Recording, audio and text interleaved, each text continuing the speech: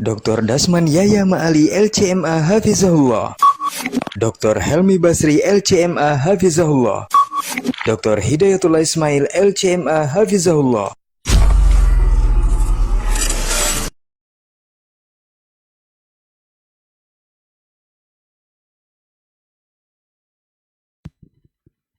Bismillah, Assalamualaikum warahmatullahi wabarakatuh. Alhamdulillahirabbil alamin wassalatu wassalamu ala asyrafil anbiya'i wal mursalin wa ala alihi wa ashabihi rasulillahi ajmain. Asyhadu an la ilaha illallah wahdahu la syarikalah wa asyhadu anna Muhammadan abduhu wa rasuluh la nabiyya ba'dah amma ba'du.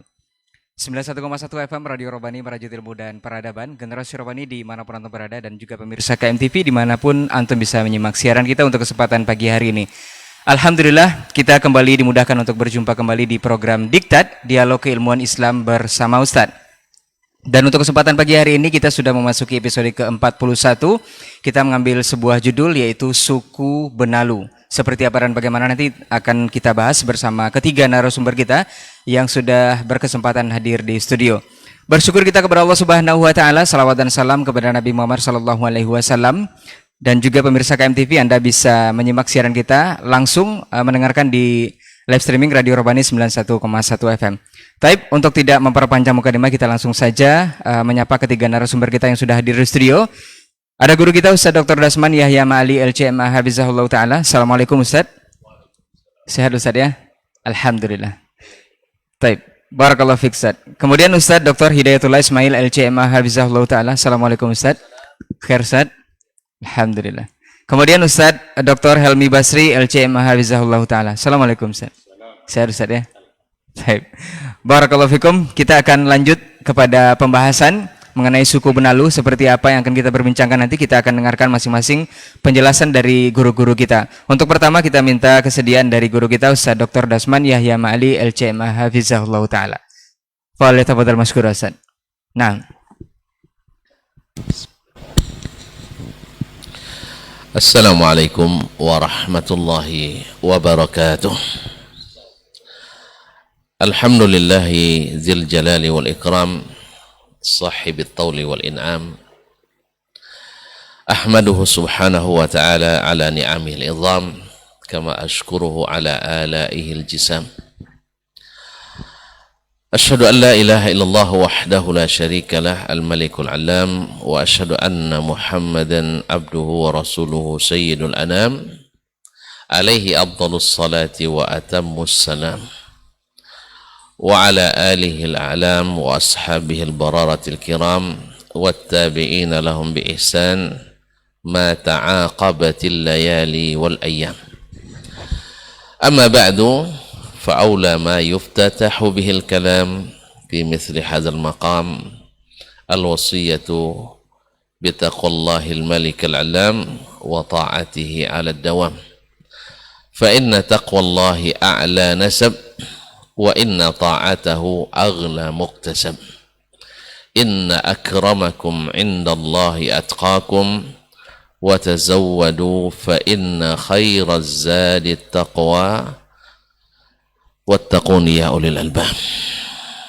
Para masyayikh yang sama-sama bersama kita di studio, Dr. Hidayatullah Ismail, Tuan Guru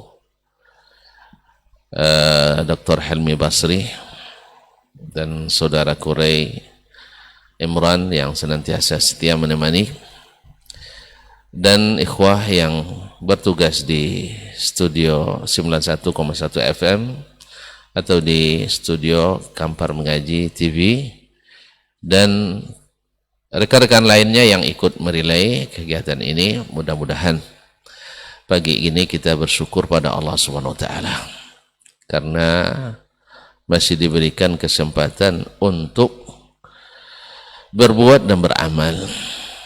Mudah-mudahan acara dialog kita ini diberikan taufik oleh Allah Subhanahu wa taala untuk membuka kebenaran dan dikuatkan untuk mengikutinya, atau berusaha menutup pintu-pintu kebatilan atau kesesatan, dan dikuatkan pula kita untuk tidak memasukinya. Allahumma arinal haqqa haqqa warzuqna ittiba'ah wa arinal batila batilan warzuqna ijtinabah. Salawat dan salam kepada baginda Nabi alaihi salatu wassalam yang telah Allah berikan baginya hak mutlak untuk ditaati, yang perkataannya menjadi final, yang menyelesaikan segala permasalahan yang timbul di antara kita umat Islam. Fala wa rabbika la yu'minun hatta yuhakkimuka fima shajara bainahum thumma la yajidu fi anfusihim harajan mimma qadait wa yusallimu taslimah. Beliaulah selalu yang memutuskan segala perkara, segala masalah yang timbul dan terjadi semasa beliau masih hidup, yang terjadi di kalangan sahabat. Dan setelah beliau memutuskan, mereka dengan senang hati dan penuh keimanan menaati, sehingga tak ada kusut yang tak selesai, tidak ada perselisihan yang berakhir tidak damai. Karena apa? Karena mereka menjadikan Nabi sebagai hakam atau sebagai hakim yang memutuskan. Oleh itu kita rindu juga untuk mengembalikan diri kita, saudara-saudara kita, umat kita dalam segala permasalahan bisa selesai ketika kita kembali kepada sunnah Nabi sallallahu alaihi wasallam. Oleh itu perbanyaklah selawat dan salam kepadanya sebagai tanda ta'zim, tanda terima kasih kepadanya. Mudah-mudahan itu menjadi penyebab pula kita semakin dikenal oleh Nabi sallallahu alaihi wasallam. Karena setiap kita selawat kepadanya, malaikat menyampaikan dengan menyebut nama kita, bahkan nama orang tua kita. Hadhihi salatu fulan ibn fulan alaika ya Muhammad. Allahumma salli ala nabiyyina Muhammad wa ala alihi wa ashabihi wa tabi'ina wa sallim. Para masyayikh, para ustaz, mohon izin, tema dialog kita hari ini saya memulai, nanti finishingnya oleh para masyayikh. Biasanya muqaddimah itu lebih ringan daripada isi. Mudah-mudahan muqaddimahnya tidak terlalu panjang. Ya, sesuai dengan judul ini, kan benalu itu kan tak banyak, tetapi sangat mengganggu. Kita sudah sama-sama tahu bahwa Allah subhanahu wa ta'ala belum memanggil nabinya sallallahu alaihi wasallam untuk kembali ke rahmatnya ila rafiqil a'la, kecuali sudah menyelesaikan segala tugas kenabian dan kerasulan. Sehingga seperti kata Abu Ayyub Al-Ansari radhiyallahu anhu, ma min ta'irin yatiru bi janahihi illa wa qad dallana ala ilmin. Atau kama qala, tidak seekor burung pun yang menggepakkan kedua sayapnya terbang di udara kecuali Nabi sudah tunjukkan kepada kami ilmunya. Berarti benarlah apa kata Allah SWT, al-yawma akmaltu lakum dinakum wa atmamtu alaikum ni'mati wa raditu lakumul islam dina. Hari ini aku telah sempurnakan bagimu agamamu dan telah aku cukupkan nikmatku kepadamu dan aku ridha al-Islam. Kita ulang terus nih, al-Islam bil alif wal lam. Sebab saya semalam mendengar atau menyaksikan sebuah video bahwa ada Islam mudhafun ilaih.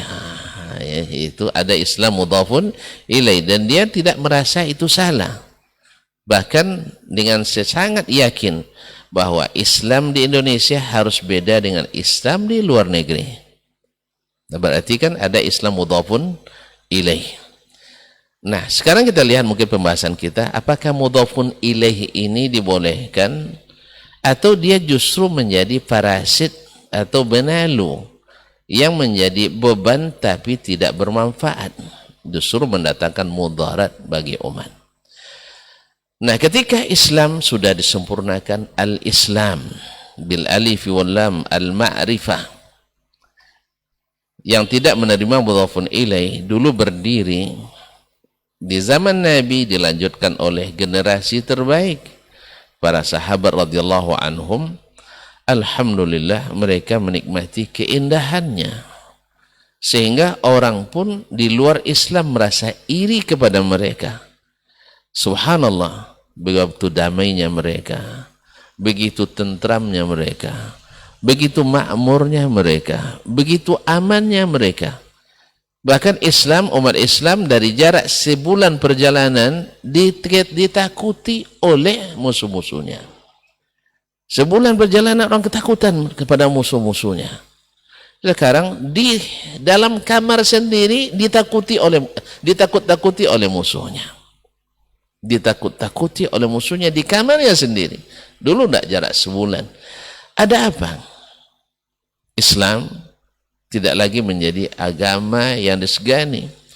Barangkali karena tadi kita kalau melihat pohon berbuah, anggaplah durian musangking misalnya yang mahal itu.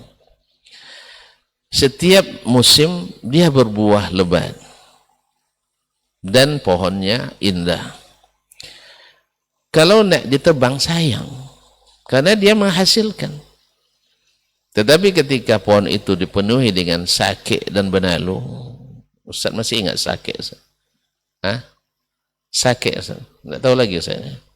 Ini sudah milenial Ustaz, 80-an lahirnya. Kalau Dr. Hemi memang tahu, 70-an juga enggak.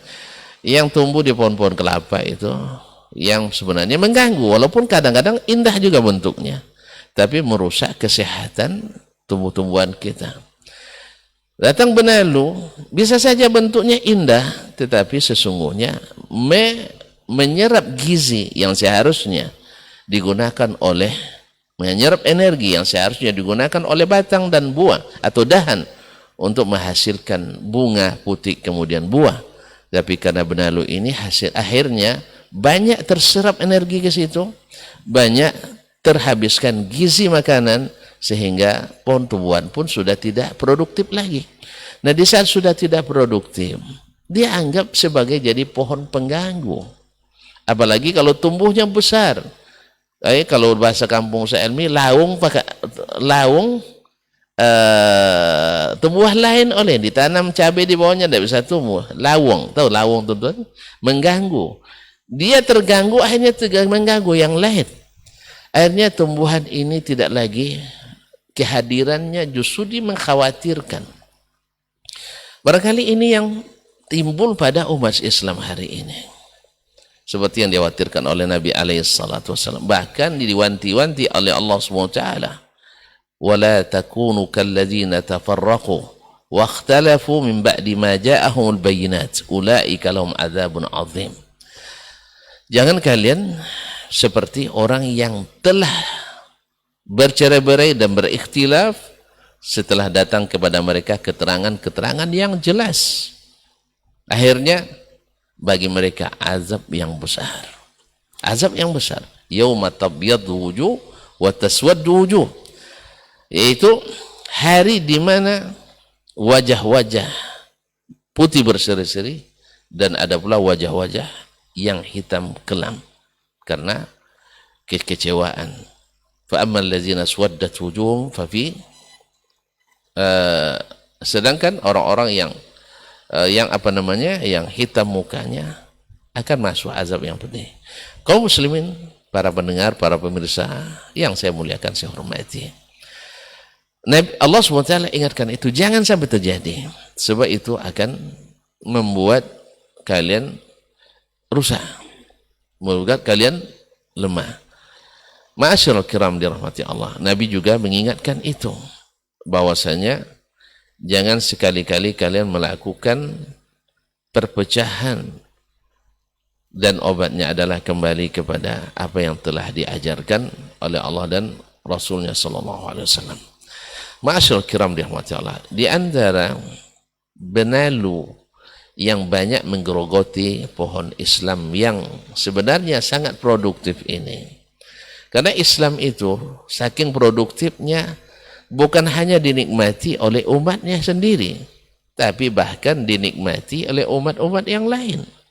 Ya seluruh saksi sejarah, bahkan yang hadir hari ini dengan fakta, negeri manapun yang mayoritas muslim cenderung lebih aman bagi agama lain dibanding dengan yang minoritas muslim. Negeri kita misalnya sebagai contoh, Indonesia yang kita cintai ini, mayoritas muslim sehingga yang beragama lain lebih aman dan nyaman. Demikianlah produktivitas Islam itu. Ini belum lagi diterapkan hukum Islam yang sesungguhnya. Belum lagi terapkan. Karena memang Islam itu anti dengan kezaliman dan sangat menjunjung tinggi keadilan. Islam itu anti dengan sikap berlebihan, tetapi selalu mengusung sifat pertengahan. Islam itu anti dengan ekstrim kiri ataupun kanan, tetapi selalu berjalan di jalan yang telah digariskan. Dan Islam itu adalah agama yang sangat toleransi, adalah agama yang sangat modern dengan pengertian yang diajarkan Allah dan Rasul, bukan moderasi seperti yang dipahami oleh orang-orang yang ingin meninggalkan agamanya demi untuk mengambil hati orang agama lain, demi meninggalkan maslahat umatnya demi kemaslahatan umat yang lain. Tapi moderasi adalah bahwa Islam menjunjung tinggi keadilan dan tidak suka sikap berlebihan. Sesungguhnya yang banyak menggerogoti umat ini adalah sikap ghulu di dalam beragama. Ghulu dalam beragama ini adalah benalu yang merusak tanaman kita, yang merusak pohon Islam, yang merusak bangunan Islam. Akhirnya karena ghulu ini terjadi berbagai penyimpangan. Nah, mungkin di sini akan saya singgung sedikit, nanti disempurnakan oleh Asy-Syaikhan insyaallah taala, bahwa di antara sebab terbesar ghulu beragama itu, satu adalah karena tidak berilmu tentang agama kita dengan ilmu yang benar. Sehingga lahirlah kejahiliaan yang dulu telah menimpa orang-orang sebelum Islam. Seperti yang diriwayatkan dari Abu Raja Al-Utaridi radhiyallahu anhu. Kunna idza ra'ayna hajaran ittakhaznahu sanaman. Kami bila melihat ada batu yang bagus, kami langsung jadikan dia sebagai sembahan. Wa idza wajadna hajaran akhyara minhu, kalau kami temukan batu yang lebih indah dan lebih baik daripadanya, taraknal awal wa takhasna al-akhar. Kami tinggalkan batu pertama, pindah ke batu yang kedua. Idza lam najid syai'an hasawna haswatan minat turab. Tidak ada batu, lalu kami ambil segenggam segenggam pasir atau segenggam tanah, lalu kami perahkan di atasnya susu kambing, lalu kami tawaf berkeliling. Kenapa itu terjadi? Karena kejahilan terhadap agama. Sekarang berapa banyak orang percaya dengan khurafat, bercerita-cerita, yang dongeng-dongeng, legenda-legenda yang kalau ditelusuri tak berasal dan berasas sama sekali. Misalnya orang kalau nak dapat ilmu cukup makan buah tertentu langsung dapat ilmunya, transfer ilmu. Pada Nabi katakan innamal ilmu bitta'allum. Ilmu itu hanya dengan belajar, bukan dengan keajaiban. Kemudian salah mengerti dengan ilmu laduni misalnya. Tidak pernah belajar, bisa-bisa dapat ilmu laduni. Kalau memang bisa begitu, tentu apa universitas ini kita bangun? Kenapa sekolah-sekolah dan pesantren kita dirikan? Semuanya suruh aja ke rimba, suruh untuk bertapa, kemudian dapat ilmu laduni. Ilmu laduni itu ada memang, tapi bukan dengan makna tidak pernah nuntut ilmu tiba-tiba dapat ilmu laduni, tidak. Ilmu laduni itu adalah ilmu yang Allah berikan, pemahaman yang Allah dalamkan pada seseorang karena dia sudah lama berjuang menuntut ilmu, lalu dia menemukan dengan itu hal-hal yang belum terbuka untuk orang lain. Bukan tiba-tiba turun dari langit atau makan buah tertentu langsung jadi ilmu laduni. Kaum muslimin sedang jemaah yang dirahmati Allah, kalau dia tahu agama yang benar ini takkan mungkin masuk khurafat ini ke dalam dirinya. Berapa banyak orang percaya dengan ramalan-ramalan, yaitu zodiak. Kenapa? Karena kejahilan terhadap agama. Alhamdulillah saya dapat bintang Capricorn misalnya, orang yang paling cinta, paling setia. Habis itu nikah, berbantah langsung. Ternyata tidak benar juga. Percaya dengan ramalan. Bapaknya orang masih mengandalkan dukun-dukun dan tukang sihir. Itu semua adalah karena tidak tahu hukum agama. Tak tahu dengan agama. Yang kedua adalah lemahnya iltizam. Lemahnya memegang agama. Karena syahwat dunia. Karena ada orang sesat itu dua karena hal. Satu karena enggak tahu. Yang kedua karena enggak mau. Satu karena enggak tahu. Memang dia enggak tahu jalan. Sesat di jalan.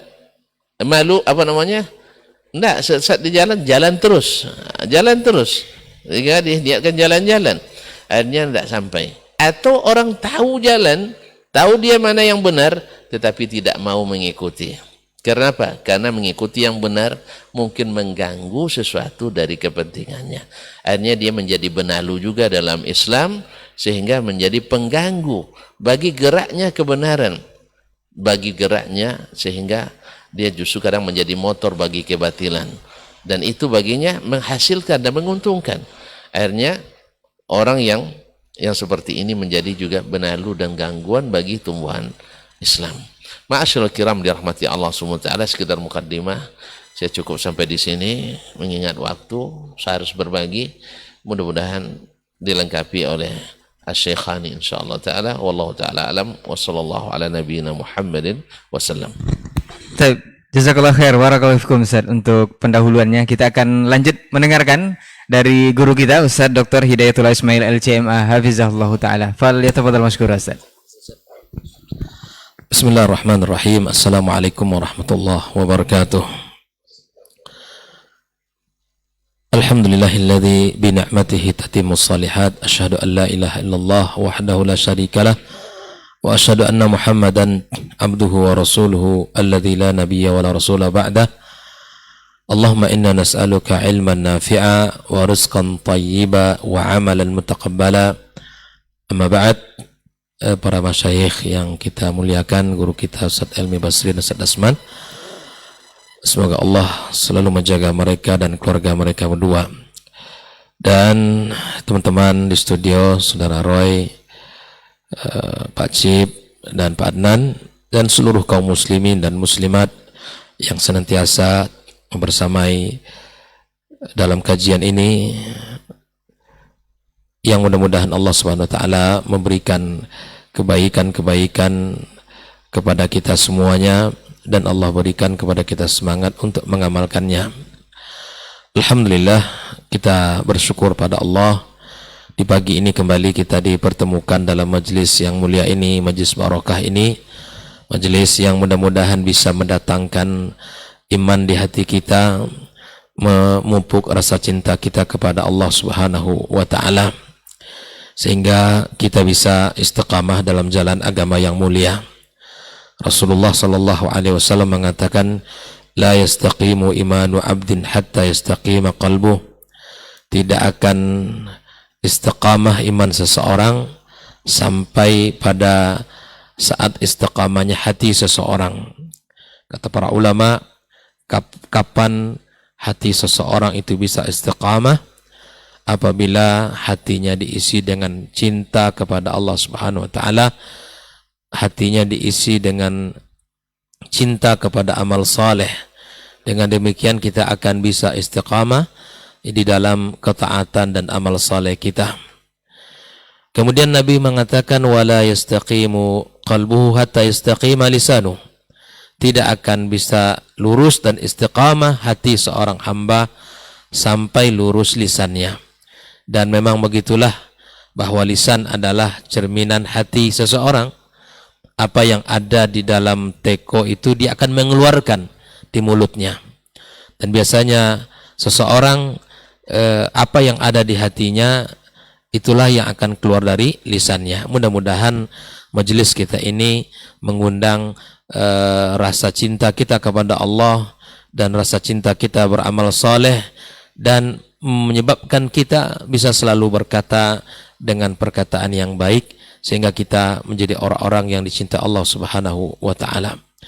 Kemudian ucapan salat dan salam untuk Nabi kita sallallahu alaihi wasallam, yang mudah-mudahan kita selalu bisa meningkatkan ittiba kepada Nabi sallallahu alaihi wasallam dalam segala urusan kita, terutama dalam urusan agama, yang memang kita harus mencontoh Nabi kita sallallahu alaihi wasallam. Kita berharap selawat dan salam ini juga tersambungkan kepada keluarga beliau, anak dan keturunannya, serta para sahabat-sahabat yang telah berjuang bersamanya, yang telah mengorbankan harta dan jiwa mereka untuk agama yang mulia ini, dan kepada siapapun dari umat ini yang senantiasa mengikuti mereka dengan cara yang baik sampai hari kiamat kelak. Para masyayikh yang kita muliakan, kaum muslimin dan muslimat rahimakumullah dimanapun berada, bicara tentang benalu adalah bicara tentang penyakit, parasit, yang itu akan merusak dalam konteks kita adalah agama kita. Di antara benalu dalam urusan agama kita adalah al-ghulu, seperti mana yang diangkat oleh teman-teman pembahasan pagi ini, yaitu tentang berlebih-lebihan di dalam batasan agama kita yang telah ditentukan oleh Allah dan Rasulullah sallallahu alaihi wasallam.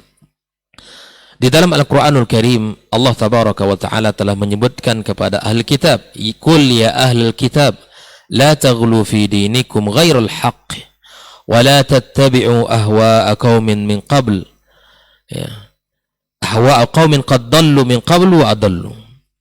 Wahai ahlul kitab, katakanlah kepada ahlul kitab Muhammad, wahai ahlul kitab, jangan kalian ghulu dalam agama kalian dengan cara yang tidak benar, dan jangan kalian mengikuti hawa nafsu kaum yang telah sesat sebelumnya dan menyesatkan. Ikhwafillah rahimakumullah, ayat ini adalah panduan bagi kita agar kita menjadi orang-orang yang al-wasatiyah, al-wasat di dalam beragama, sesuai dengan apa yang telah diperintahkan Allah dan sesuai dengan apa yang telah dicontohkan Rasul sallallahu alaihi wasallam. Sehingga Nabi kita juga mengingatkan, iyyakum wal ghulu fid din. Jangan kalian sampai ghulu dalam agama ini. Karena Nabi mengatakan sebab hancurnya umat sebelum kita adalah ghulu dalam urusan agama. Sehingga ada sebuah kisah di saat Abdullah bin Abbas kalau tidak salah ya, di pagi hari saat melontar Jumrah Aqabah gitu kan. Maka Nabi SAW untuk menyuruh dia untuk mengambil tujuh batu ya. Maka Nabi mengatakan amsali haula'i farmu biha.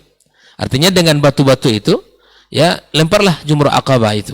Maka Nabi mengingatkan bahwa jangan sampai ghulu di dalam bab ini ya. Makanya Nabi SAW mengingatkan kita agar tidak berlebih-lebihan. Karena ketika Jumrah itu kan banyak sekali orang yang ghulu. Saya masih teringat ketika haji yang dalam bayangan mereka yang dilempar itu adalah syaitan gitu kan. Maka ngambil batu yang besar-besar, bahkan apa yang dapat di situ dilemparkan. Ya, bismillahirrahmanirrahim, Allahu akbar gitu.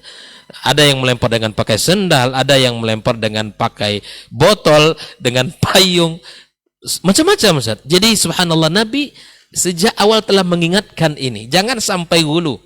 Maka apa yang diperintahkan oleh Nabi ambil, lakukan.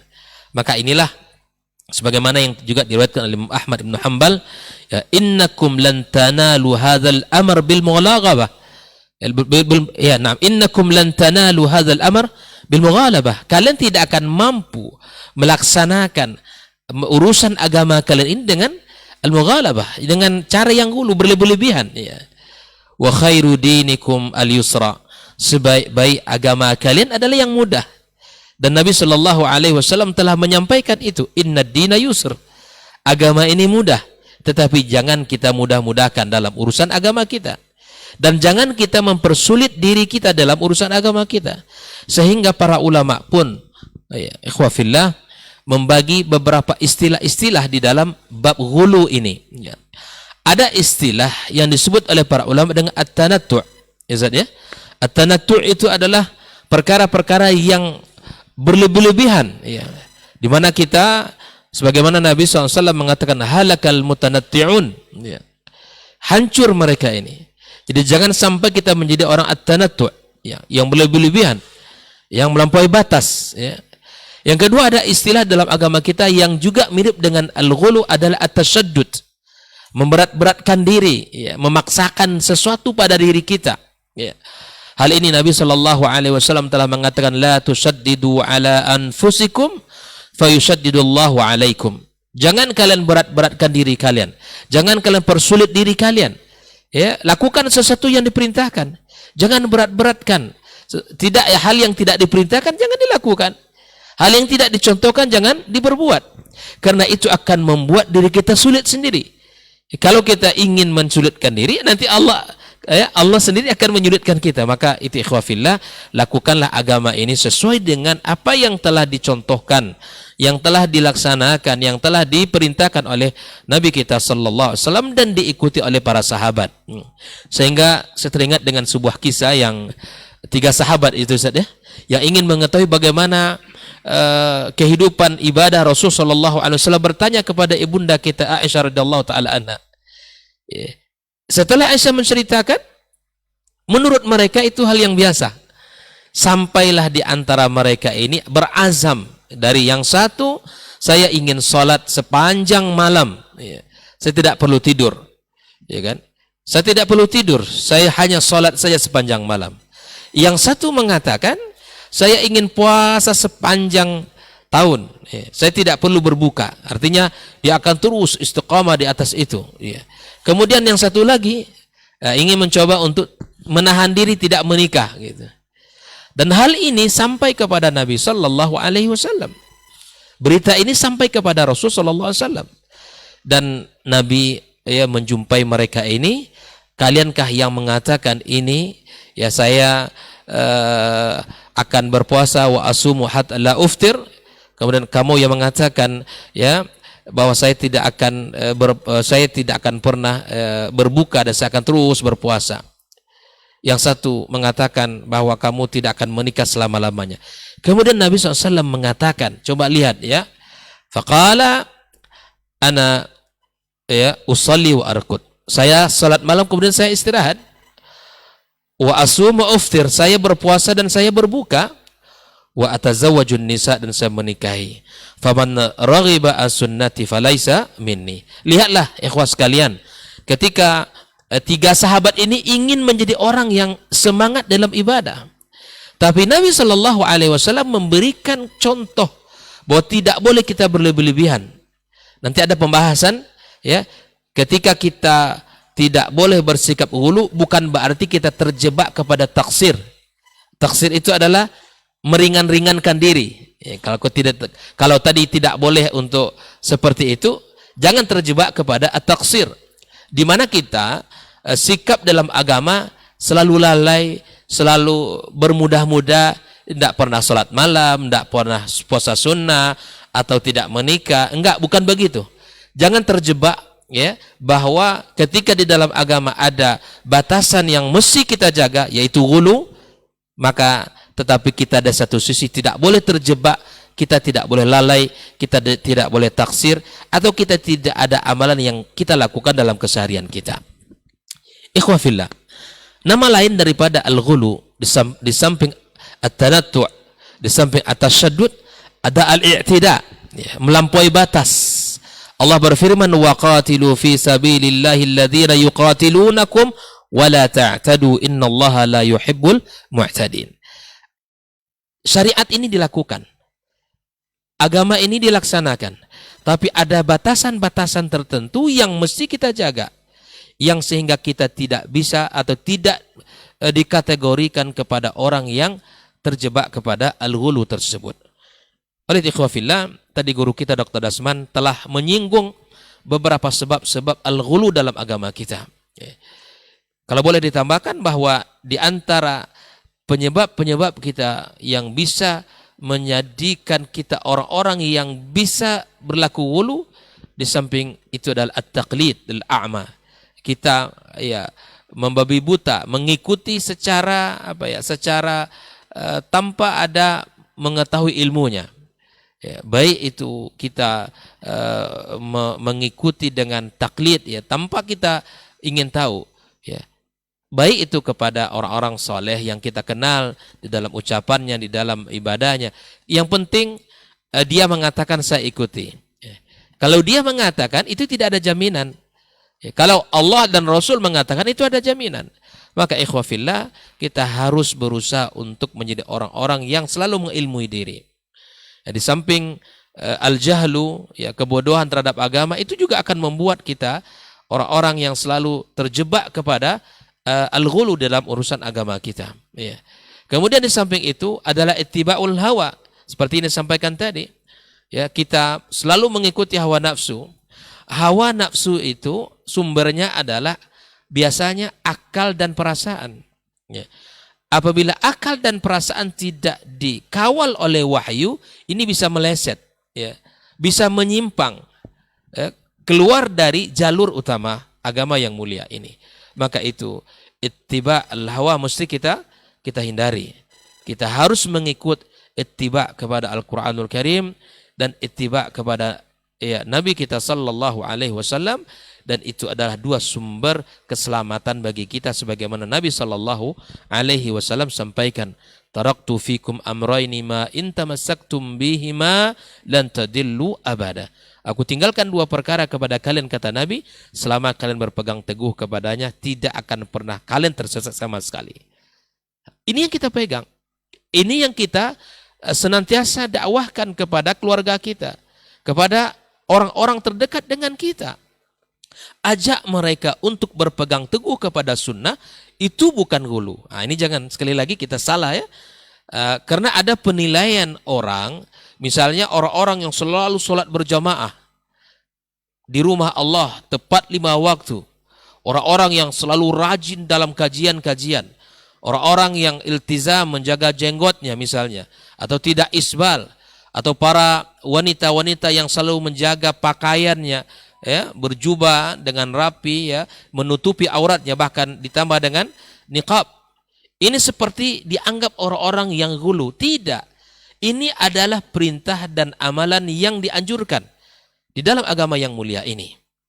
Nah, oleh karena itu ikhwah fillah, jangan terjebak kepada dua kesalahan. Yang pertama at-taqsir, ya, sifat atau perilaku yang kita lalai dalam ibadah. Ya, yang kedua adalah terjebak dalam salah memberikan penilaian kepada bab hulu ini. Sehingga apa? Sehingga kita yang syariat kita amalkan, yang sunnah kita pakai, yang bid'ah kita tinggalkan. Oleh ikhwafillah sekalian rahimakumullah, di samping sebab-sebab al-jahlu fid din, at-taqlid al-a'ma, kemudian ittiba'ul hawa, ada satu hal juga yang membuat kita terjebak kepada ghulu, yaitu berpegang kepada hadis-hadis dhaif atau kita berpegang kepada hadis-hadis palsu. Karena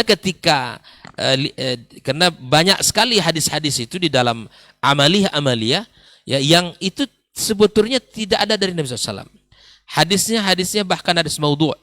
Tapi karena semangat, semangat dalam ibadah, semangat dalam beramal, semangat dalam beragama, sehingga tidak peduli kepada bab-bab tersebut, sehingga jatuh kepada urusan atau virus yang disebut dengan al-ghulu ini.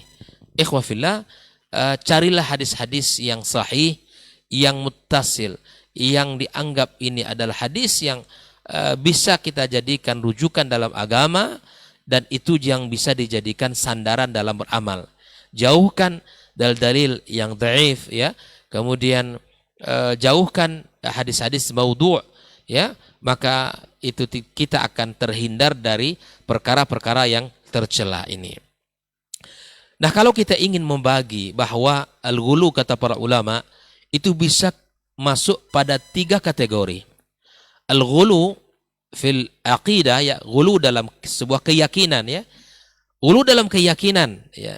Dalam keyakinan seperti ghulunya orang-orang Rafidhah, ya, terhadap Ahlul Bait, ya, banyak, ya, ghulu mereka sangat banyak. Ghulu mereka terhadap Ahlul Bait, bahkan terhadap Ali bin Abi Thalib radhiyallahu taala anhu, bahkan ghulu mereka di dalam keyakinan seperti ghulunya mereka terhadap para imam-imam mereka. Ya, di dalam banyak kitab dijelaskan ghulu mereka ini terhadap imam-imam mereka sampai mereka mengatakan bahwa imam mereka maksum. Nah, ini sampai mereka mengatakan imam mereka maksum. Maksum itu artinya apa? Tanpa dosa. yang namanya manusia selain Nabi itu pasti berdosa. Tapi saking gulunya mereka orang-orang Rafidhah, ya, maka mereka mengatakan mereka ini sampai pada derajat maksum. Bahkan apa yang mereka lakukan dari syariat, walaupun dalam pandangan agama menyalahi, tetap mereka benarkan. Ini hal yang tidak boleh kita yakini, ya. Hal yang tidak boleh kita yakini. Bahkan waliyadzubillah, ada di antara perbuatan-perbuatan mereka saking ngalap berkahnya kepada imam-imam mereka, bahkan kotoran-kotoran mereka itu dianggap sesuatu yang barokah. Waliyadzubillah. Ini kan hulu ini. Sesuatu yang berlebih-lebih dalam keyakinan.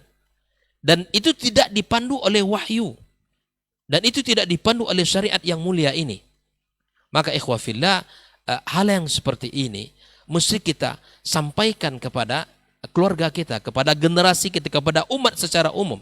Sampaikan akidah ini batil. Keyakinan seperti ini adalah keyakinan yang melampaui agama yang mulia ini.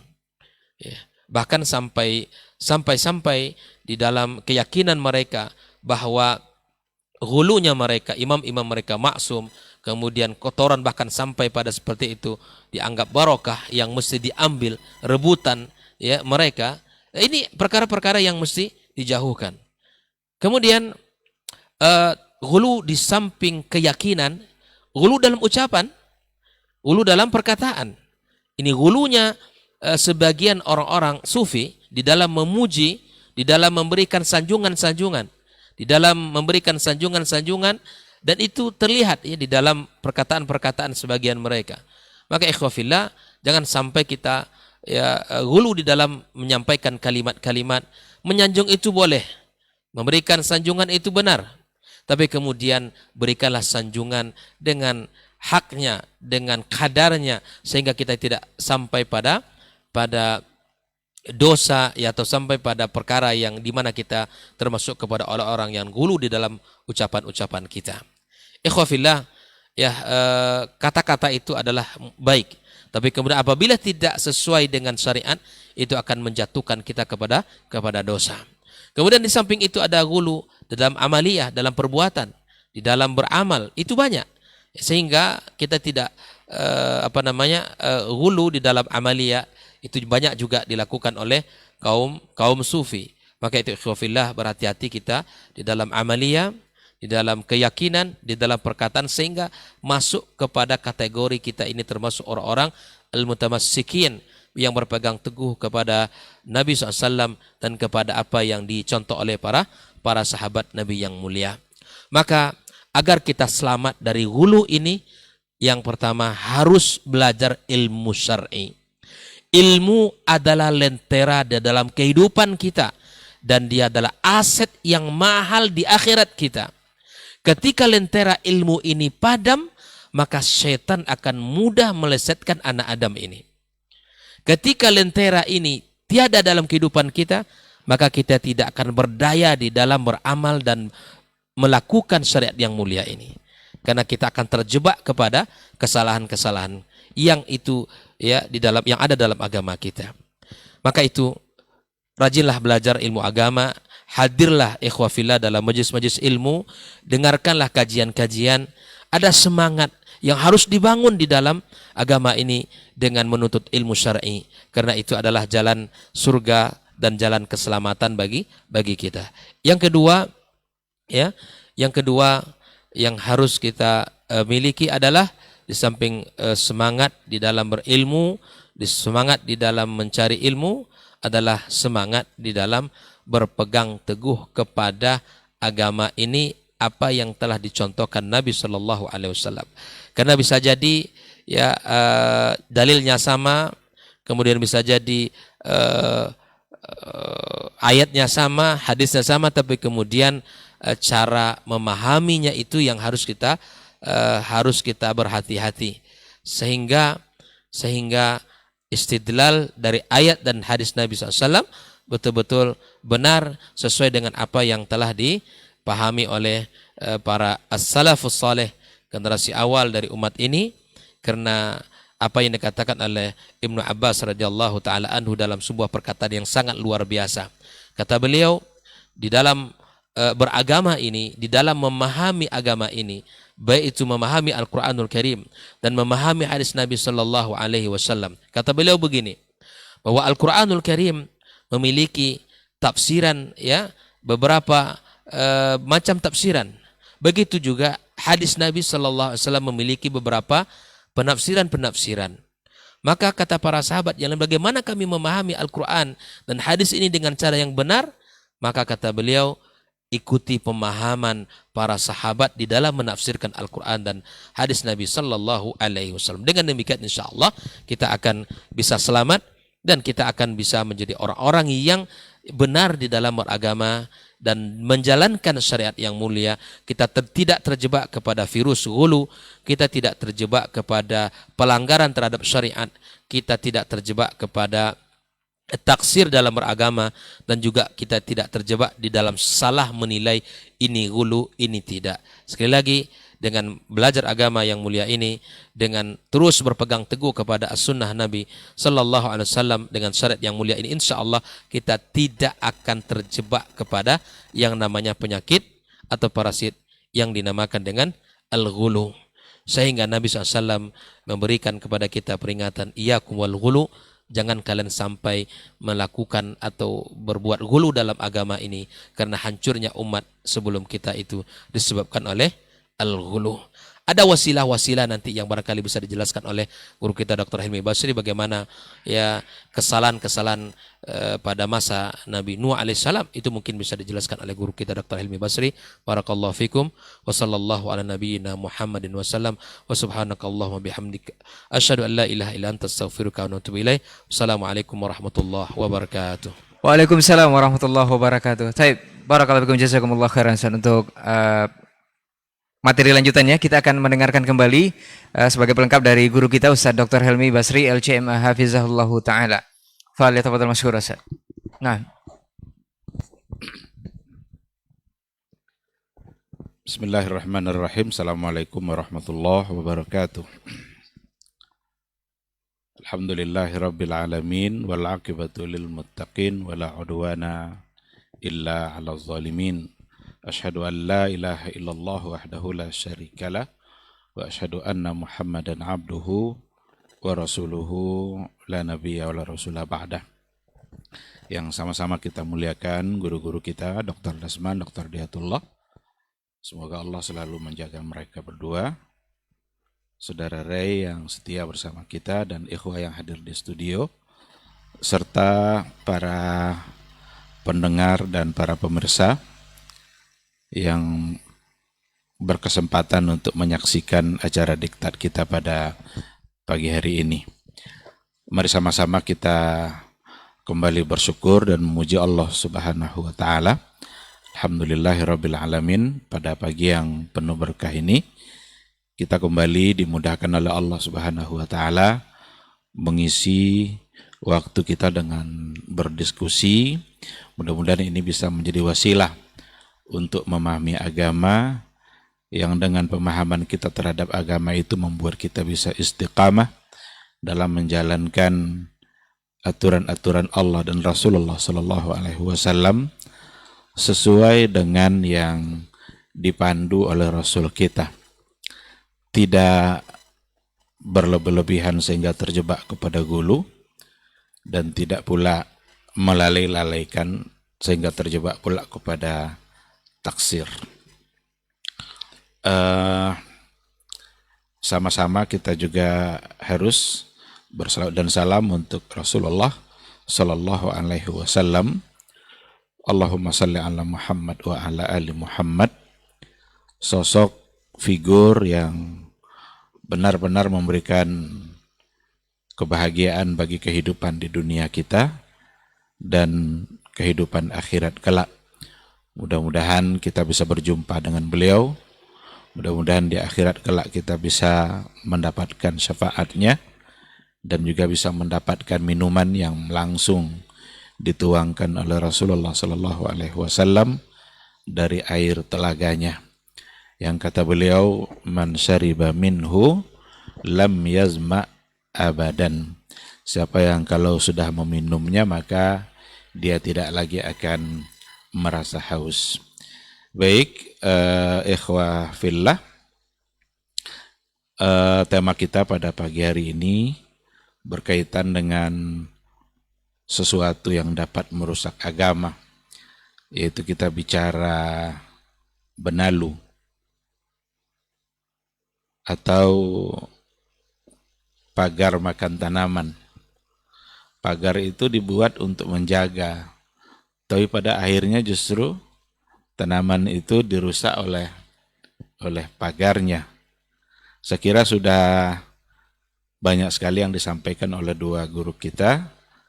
Yang pertama tadi Dr. Dasman dan kedua Dr. Hidayatullah yang telah menyampaikan bahkan sudah dengan sangat rinci. Maka saya bersyukur sekali karena tak perlu lagi saya berpanjang-panjang untuk menceritakannya, karena Dr. Hidayatullah sudah menyebutnya dan menjelaskannya secara rinci. Salah satu dari yang akan menjadi perusak bagi agama itu sendiri itu adalah ghulu. Seperti yang sudah dikatakan tadi, ghulu itu definisinya kira-kira bisa dikatakan begini: mujawazatul haddi fi hamdi syai'in au dhammihi. Melebihi batas dalam memuji sesuatu atau dalam mencela sesuatu. Itu menjadi bagian dari atau bentuk dari ghulu. Memuji itu perlu, bahkan penting. Tetapi kalau sudah berlebihan, maka ia menjadi salah. Dan ghulu itu salah satu dari sisi ekstrim yang merupakan lawan dari taksir. Tadi sudah disampaikan juga ada ghulu, ada taksir. Ada berlebihan dalam menyikapi sesuatu, ada pula bermudah-mudah dan melalaikan dalam menyikapi sesuatu. Dan dua-duanya merupakan sesuatu yang disukai oleh syaitan. Syaitan itu tidak suka kita berada di dalam agama secara benar. Dia akan menggiring kita kalau tidak kepada taksir atau kepada melalaikan. Seandainya sulit untuk dibuat orang itu lalai dari agama, karena sulit untuk membuat orang jadi lalai. Kalau seandainya itu yang dirasakan oleh syaitan, maka dia akan jebak pada sisi yang lain, bersifat ghulu. Jadi dua-duanya adalah sesuatu yang tidak baik sebenarnya di dalam beragama, karena itu sangat dicintai oleh syaitan. Rasulullah Shallallahu Alaihi Wasallam sudah mengingatkan kita bahwa ghulu itu adalah yang telah menyebabkan rusak dan binasanya kaum-kaum terdahulu. Orang-orang Nasrani bersifat ghulu dia dengan nabinya Isa alaihissalam, sehingga mereka tidak lagi menempatkan Nabi Isa itu sekedar sebagai Rasul dan manusia utusan Allah, tetapi mereka meyakini bahwa Isa itu adalah Ibnullah, anak Allah. Dan itu sudah menempatkan sesuatu lebih dari yang seharusnya. Maka di situ ada mujawazatul haddi fi hamdi syai'. Berlebihan dalam memuji sesuatu. Mereka sangat menghormati Nabi Isa. Lahir tidak layaknya lahir manusia biasa. Bahkan dia tidak punya ayah. Karena disebutkan pun dalam Al-Quran itu adalah ruhullah wa kalimatuhu alqaha ila Maryam. Cuma mereka memahami dikiranya itu adalah Nabi Isa bagian dari ruh Allah, dan itu dianggapnya sebagai anak Allah. Maka terjebak pada ghulu. Orang-orang Yahudi terjebak pula pada ghulu dalam menempatkan Uzair. Uzair itu seorang pemuda yang dimatikan selama 100 tahun oleh Allah, lalu kemudian dihidupkan kembali, tetap menjadi seorang pemuda dan tidak hilang hafalan Tauratnya. Apa yang ada dalam kepalanya sebelum kematian dulu, tetap ada setelah dia dihidupkan 100 tahun berikutnya. Pada akhirnya, orang-orang Yahudi pun menganggap pula Uzair itu Ibnullah. Jadi orang-orang Nasrani menganggap Isa adalah Ibnullah, orang-orang Yahudi menganggap Uzair adalah Ibnullah. Dan itu adalah Kedua keyakinan itu keyakinan yang gulu. Kenapa disebut dengan gulu? Karena mujawazatul haddi fi hamdi syai'in. Berlebihan, melebihi batas di dalam mencintai atau memuliakan sesuatu. Biasanya dikarenakan oleh adanya kelebihan-kelebihan pada seseorang, lalu pantas untuk dipuja, maka disitulah terjadi berlebihan dalam memujinya dan terjebak kepada gulu. Sehingga Rasulullah Shallallahu Alaihi Wasallam mengatakan, ayyuhan nas iyyakum wal ghulu fa innama ahlaka man kana qablakum bil ghuluwi fid din. Hai manusia, hati-hati kalian, jangan bersifat gulu, karena sesungguhnya orang-orang sebelum kalian itu binasa disebabkan oleh mereka gulu di dalam beragama. Ada juga dalam hadis yang lain, dan ini benar-benar sebagai antisipasi oleh Rasulullah Sallallahu Alaihi Wasallam di hadapan para sahabatnya, agar mereka tidak bersifat atau bertindak seperti al-Yahud wan Nasara yang sebelumnya telah menempatkan Uzair sebagai anak Allah dan Isa juga sebagai anak Allah. Maka kata Rasul, la tanatta'u, jangan kalian berlebihan sebagaimana berlebihannya orang Nasrani dulu. Lalu kata Rasul, ana Abdullah wa ana Rasulullah, atau ana Rasulullah wa ana Abdullah. Saya ini memang adalah Rasulullah, adalah utusan Allah, tapi sesungguhnya saya adalah hamba Allah. Artinya jangan sampai ada keyakinan nanti pada Rasulullah Shallallahu Alaihi Wasallam karena ingin memuliakan Nabi, tetapi salah dalam memuliakannya. Tidak lagi menganggap sebagai seorang Rasul saja, tetapi memberikan sifat-sifat ketuhanan kepada Rasulullah Shallallahu Alaihi Wasallam. Ini antisipasi yang luar biasa. Ada semacam tasawur, bayangan dari Rasulullah Shallallahu Alaihi Wasallam pada umatnya untuk memperlakukan beliau sama seperti umat-umat sebelumnya. Karena Rasul punya kelebihan, jelas. Dan tidak ada yang seperti Rasul. Dulu Isa punya kelebihan, Uzair punya kelebihan, sampai dianggap sebagai anak Allah. Maka disitulah Nabi benar-benar mengingatkan, saya ini benar-benar adalah Rasulullah, tapi pada saat yang sama saya adalah hamba Allah. Artinya apa? Jangan berikan sifat-sifat ketuhanan yang ada, yang hanya seharusnya untuk Allah, jangan diberikan kepada Rasulullah Sallallahu Alaihi Wasallam. Dan ternyata fakta sejarah setelah beliau wafat dan sampai hari ini, berapa banyak itu perbuatan-perbuatan yang bersifat gulu yang dilakukan kepada Rasulullah Sallallahu Alaihi Wasallam. Dalam bentuk apa? Dalam memberikan nilai-nilai unsur-unsur ketuhanan yang seharusnya hanya untuk Allah, tapi disematkan dan disandarkan kepada Rasulullah Sallallahu Alaihi Wasallam. Apa contohnya? Tengok saja umpamanya berbagai selawat yang dibuat-buat oleh orang-orang yang dianggap wali, selawat yang dibuat oleh orang-orang sufi yang tujuannya kata mereka adalah untuk memuji-muji Allah, tetapi pada akhirnya mereka terjebak kepada sesuatu yang mungkin disadari atau tidak, tetapi kalau kita lihat makna yang ada di situ, itu cenderung memang terjebak kepada gulu. Macam-macam itu. Ada yang menyebutkan bahwa Nabi itulah yang akan menyembuhkan, memberikan sehat walafiat pada badannya. Rasulullah yang akan mengabulkan hajat-hajat kita.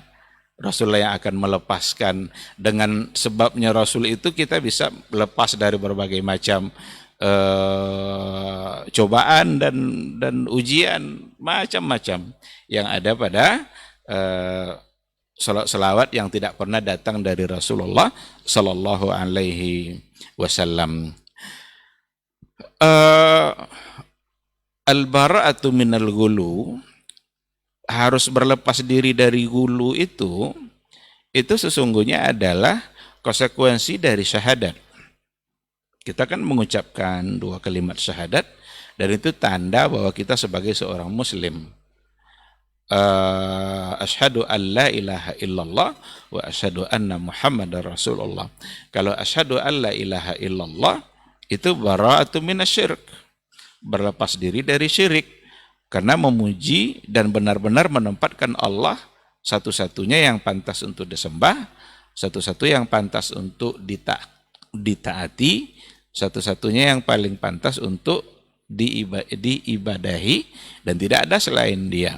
Maka ungkapan asyhadu alla ilaha illallah itu sesungguhnya adalah konsekuensinya bara'atum minasyirk, berlepas diri dari syirik. Sedangkan asyhadu anna Muhammadar Rasulullah itu sesungguhnya merupakan salah satu konsekuensinya adalah bara'atum minal ghulu wa bara'atum minat takdzib, bara'atum minal bidah. Itu semua adalah konsekuensi dari syahadat. Berlepas diri dari bersifat ghulu kepada Rasulullah, karena beliau adalah seorang rasul yang mesti ditempatkan hanya sebagai seorang rasul. Begitu salah satu dari penjelasan yang pernah disampaikan oleh Syekh Abdullah Al-Qasir, ya. Al-Qusayr, Abdullah Al-Qusayr. Beliau mengatakan bahwa bara'atum minal ghulu itu adalah salah satu dari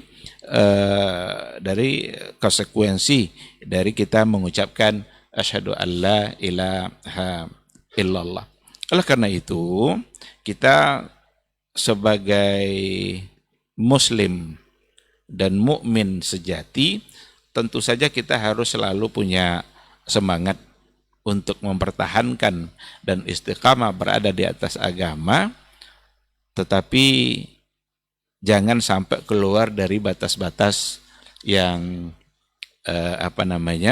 batas-batas yang menyebabkan kita ternyata terjebak kepada perbuatan ghulu, yang salah satu dari sebabnya adalah berlebih-lebihan di dalam mencintai sesuatu. Termasuk seperti hubbus salihin. Orang-orang soleh itu kan orang-orang yang perlu untuk kita cintai. Tetapi nggak boleh berlebihan. Karena berlebihan dalam mencintai orang-orang soleh itu bisa menjadi wasilah menuju kesyirikan. Hubbus salihin.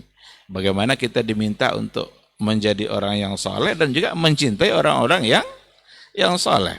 Mencintai orang-orang yang soleh ya berarti kalau mereka orang-orang yang berilmu, kita ingin ambil ilmu dari mereka.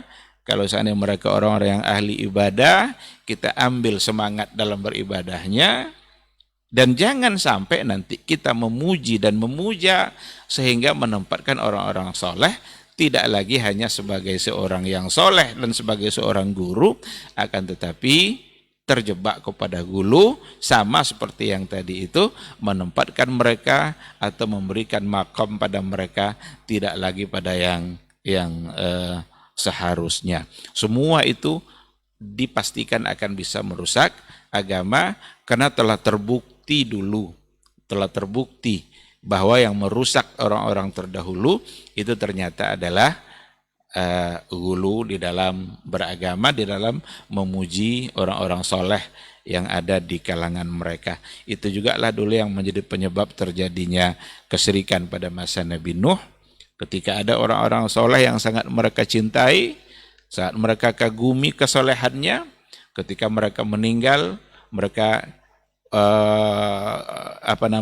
masyarakat yang ada di situ ingin tetap mengenang jasa-jasa mereka, lalu kemudian dibuatkanlah patung-patungnya. Itu patung orang-orang soleh semua, dengan tujuannya adalah bisa kembali menimbulkan semangat. Kalau dulu kan bisa bercengkerama, bisa ngobrol, bisa berdekatan dengan mereka. Ketika mereka sudah tidak ada, nah agar semangat itu tidak hilang, dibuatkanlah patungnya. Generasi awal masih bisa selamat karena masih memahami bahwa itu hanyalah sekedar patung. Tapi pada akhirnya generasi berikutnya sudah mulai tidak lagi mengerti dengan apa yang hakikat sesungguhnya yang ada. Justru pada akhirnya mereka menganggap bahwa patung-patung itu ternyata adalah sesembahan yang pantas untuk disembah. Dan itu adalah merupakan awal dari kesyirikan, dan itulah yang diberantas dulu oleh Nabi Nuh. Maka kesyirikan itu berawal dari masa Nabi Nuh. Pada masa Nabi Adam sampai menjelang hadirnya Nabi Nuh itu masyarakat masih aman-aman saja. Generasi yang tidak ada kesyirikannya. Ada kemaksiatan tetapi tidak ada kesyirikan. Tetapi pada masa Nabi Nuh lah berawal kesyirikan itu. Yang ternyata itu juga bagian dari bentuk ghuluw. Kalaulah kepada Nabi saja tidak dibolehkan untuk ghuluw, apalagi kepada orang-orang yang soleh. Kepada Nabi saja, siapa yang lebih soleh daripada Nabi? Maka kalau seandainya ziarah ke kubur Nabi, itu tujuannya bukan untuk berdoa dan meminta kepada Nabi. Ada karena gulunya, karena berlebihan dalam mencintai Nabi, jadi salah. Jadi kita maksimal mencintai Nabi, tapi tidak boleh mujawazatul had. Tidak boleh melampaui batas yang dibenarkan. Sehingga ketika mereka datang ke kuburan Rasulullah SAW, mereka tidak lagi sekedar untuk berziarah dan tujuan-tujuan yang syar'i, tetapi sudah tujuan-tujuan yang salah. Apa contoh yang salah? Mereka berdoa meminta kepada Rasulullah SAW. Oh, Rasul itu kan orangnya tidak meninggal, orangnya masih hidup. Ungkapan itu keluar dari orang hulu itu. Karena dia sudah begitu hulu, begitu berlebihan, maka keluarlah kata-kata itu. Siapa yang bilang Rasul tidak wafat? Ayat Al-Quran bilang Rasul wafat. Berarti menolak apa yang ada pada ayat. Kan? Afa immata au qutila inqalabtum ala aqabikum. Berarti Al-Quran sendiri memastikan bahwa Rasul pada akhirnya akan wafat. Dulu kan pada saat kematian Rasulullah SAW itu kan semua menangis, sahabat menangis. Umar mengira Rasul tidak wafat. Nah, dikeluarkannya pedangnya. Jangan coba-coba kalian bilang Rasul wafat, katanya. Dia tidak wafat. Dia seperti Nabi Musa dipanggil 40 hari nanti balik lagi. Itu sebenarnya karena kekuatan cinta yang ada pada Umar, tidak sanggup dia berpisah dengan Rasul. Tidak sanggup dia menerima kenyataan kalau benar-benar akan berpisah dengan Rasulullah Sallallahu Alaihi Wasallam. Datanglah Abu Bakar As-Siddiq masuk ke dalam rumah, tengok Nabi, dicium keningnya, ternyata Rasul memang sudah wafat. Nah, berpidatolah Abu Bakar ketika itu, dia membaca ayat yang tadi itu, wa ma Muhammadun illa rasulun qad khalat min qablihi rusul afa imma ta'au qutila. Umar ketika itu terjatuh pingsan, lalu sadar kembali dan dia mengatakan seolah-olah ayat ini tidak pernah terdengar oleh telinga saya. Maka ayat itu memastikan kematiannya Rasulullah Sallallahu Alaihi Wasallam. Lalu tiba-tiba ada orang-orang bilang sekarang Rasul tidak wafat. Lalu kemudian datang ke kuburannya kita meminta-minta atau minta disampaikan doa itu oleh Rasul kepada Allah. Ini sungguh bagian dari ghuluw. Ini adalah bentuk dari berlebihan dan benalu dalam agama. Dia mencoba memagari agamanya dengan cara seperti itu, tapi pagar itu yang akan memakan tanaman dan yang akan merusak agamanya sendiri. Sikap seperti itu dilakukan juga oleh sebagian itu pada orang-orang soleh, para wali yang dianggap keramat. Ada kuburan-kuburan keramat, mereka jenguk itu, mereka cari-cari. Kadang-kadang tidak pula iya kuburan di situ kan, entah kuburan entah hendak, tapi yang jelas ada seolah-olah di situ ada kuburan. Yang penting ada dulu bentuk kuburannya. Pusara. Lalu kemudian datang ke sana dengan tujuan ta'zim dan melebihi batas yang seharusnya dilakukan. Sampai di sana dicium-cium nisannya. Buat apa cium nisan? Apa beda cium nisan sama cium tiang listrik itu? Kalau seandainya dia bilang berbeda, berarti ada sesuatu dalam hati dia. Pasti ada sesuatu. Oh, kita kan mentakzim dia. Begitu ke caranya. Nah, jangan sampai terjebak. Kalau kepada Nabi saja tidak boleh, apalagi kepada orang-orang yang dianggap soleh. Kita mesti memuliakan orang soleh. Mesti memuliakan guru kita. Tetapi muliakanlah dia dengan cara yang benar. Guru-guru kita yang sudah meninggal, mereka butuh doa kita. Maka doakan mereka semua. Mudah-mudahan Allah ampuni, mudah-mudahan mereka masuk surga. Mereka sudah menghabiskan umurnya dalam menyebarkan agama, alhamdulillah. Tetapi mereka tetap membutuhkan doa-doa dari kita. Bukan berarti kesolehan mereka itu membuat kita pantas meminta doa dari dia. Ini dulu. Jadi karena kesolehannya, dia orang yang rajin ibadah, orang banyak ilmu, ketika dia meninggal, lalu dianggap nanti pantas dijadikan tempat meminta, berarti dia telah memberikan unsur-unsur ketuhanan pada orang yang tidak pantas. Karena meminta itu hanyalah kepada Allah Subhanahu wa ta'ala. Oh, kami tidak meminta kepada mereka, Pak Ustaz. Hanya sekedar menjadi wasilah saja, biar doa cepat didengar. Perbuatan seperti itu sama dengan orang-orang jahiliyah dulu terhadap patungnya. Yang mereka juga mengatakan, ma na'buduhum illa liyuqarribuna ilallahi zulfa. Kami tidak menyembah mereka, tetapi hanya sekedar perantara agar kami bisa mendekatkan diri kepada Allah Subhanahu wa ta'ala. Alhamdulillah syariat kita ini dengan beriman kepada Allah betul-betul memberikan kebebasan kita dalam beribadah. Jadi tanpa ketergantungan kita kepada yang lain. Berdoa kita bisa langsung kepada Allah. Tanpa ada ketergantungan kita harus menyandarkan harus membawa yang lain dalam doa kita. Seolah-olah kalau tidak disebut-sebut nama mereka nanti doa kita tidak didengar oleh Allah. Kita sedang mempersulit diri kita sendiri dalam beribadah. Mempersulit diri kita sendiri dalam berdoa. Padahal Allah sudah memberikan kebebasan. Ud'uni astajib lakum. Ud'uni astajib lakum. Berdoalah kalian kepada saya kabulkan. Apalagi yang membuat kita harus mencari perantara? Ya kan?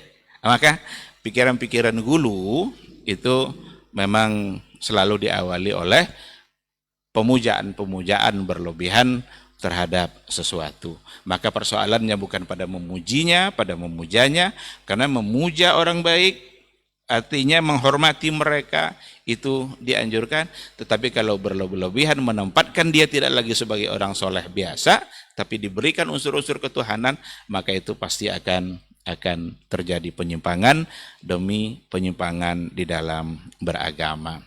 Ikhwati fillah, satu hal yang harus kita lakukan dalam beragama kita tentu saja adalah al-adlu atau al-i'tidal. Bagaimana kita tidak terjebak berada pada salah satu dari kutub ekstrim tadi itu, baik ekstrim kanan maupun ekstrim kiri, tapi kita selalu berada secara i'tidal, berada di tengah-tengah. Yang dimaksud dan di tengah-tengah itu adalah sesuai dengan jalur yang telah digariskan oleh Rasulullah Sallallahu Alaihi Wasallam. Seperti yang tadi sudah dicontohkan oleh guru kita, ada orang yang malam hari dia tidak ingin tidur, dia hanya ingin sholat aja terus. Ternyata tidak dipuji oleh Nabi, karena likulli syai'in haq, li'ainikum haq. Mata kamu punya hak, badan kamu punya hak. Buat apa kamu sholat, menghabiskan sholat sepanjang malam, sementara ada hak mata yang harus diberikan. Itu saja. Padahal kan baik itu perbuatannya itu, memperbanyak sholat. Tapi kalau seandainya membuat dia menjadi tidak adil pada dirinya, berarti Rasul sudah menyalahkan. Ada pula di antara yang satu lagi ingin puasa, terus tidak pula dia ingin berbuka. Tidak ada hari kecuali dia akan berpuasa. Ternyata itu juga bukan sesuatu yang disukai oleh Rasulullah Sallallahu Alaihi Wasallam, karena bertentangan dengan maqasid syariah itu sendiri, di mana syariat ini sesungguhnya memberikan kemudahan-kemudahan kita dalam beribadah. Artinya kita tidak boleh mempersulit diri dalam persoalan ibadah. Rasul juga mengatakan, inna dina yusrun wa la yusaddad dina ahadun illa ghalabah. Sesungguhnya agama ini mudah. Tidaklah ada di antara orang yang mencoba untuk mempersulit dirinya, kecuali dia akan kalah sendiri. Bahkan khairul a'mali adwamuha wa in qallah. Yang paling baik itu dalam beramal itu tidak apa-apa sedikit-sedikit, tapi continue, tapi terus. Karena dengan terus-terusan itu itu membuat dia tidak putus kontak dengan Allah Subhanahu wa taala. Jadi kalau kita bicara pada hulu dalam persoalan amal, karena hulu tadi sudah disampaikan ada hulu fi usulis syariah. Ini hulu dalam persoalan akidah, persoalan iman. Masalah sesuatu yang bisa mengganggu iman kita, yaitu adalah syirik. Bahkan hubbus salihin pun kalau seandainya berlebihan bisa menggiring kepada perbuatan syirik. Nah, ada nanti ulu fil ibadah, ulu fil amal, ulu dalam persoalan ibadah. Itu seperti yang dikatakan oleh guru kita tadi, dan ternyata lagi-lagi kita mengajak kita bersama semua masyarakat agar senantiasa mencoba untuk memahami ilmu dalam beragama, agar kita beragama dengan benar. Kalau seandainya beragama hanya dengan perasaan saja, sering akan terjebak kepada kesalahan demi kesalahan, yang salah satu dari kesalahan itu adalah al-ghulu. Bukankah karena perasaan mereka bisa menyembah-nyembah kubur? Bukankah karena perasaan mencintai mereka bisa salah cara dalam berziarah? Jadi persoalannya ini sudah sangat sering kali kita ingatkan. Karena kalau kita bicara begini kadang dibilang pula melarang ziarah kubur. Tidak, ziarah kubur itulah perintah Nabi, bahkan sunnah Nabi. Mungkin kita tidak bisa mengerjakannya sesuai yang dikerjakan oleh Rasul. Rasul ziarah kubur malam-malam deh. Siapa yang hari ini malam-malam bisa ziarah kubur? Tiba-tiba Aisyah kehilangan Nabi. Rupanya Rasul Sallallahu Alaihi Wasallam pergi ke Baqi'. Itu adalah bukti bahwa Rasul berziarah. Maka persoalannya bukan pada ziarahnya, tapi pada apa yang dilakukan pada saat berziarah. Kalau salah, kalau berlebihan, maka bisa masuk kepada gulu, dan itu akan menjadi benalu yang akan merusak agamanya, bagaikan pagar makan tanaman. Dia yakin pagarnya akan menjaga tanamannya, ternyata justru tanamannya yang rusak oleh pagarnya sendiri. Ini mungkin yang bisa saya sampaikan, mudah-mudahan bermanfaat insyaallah.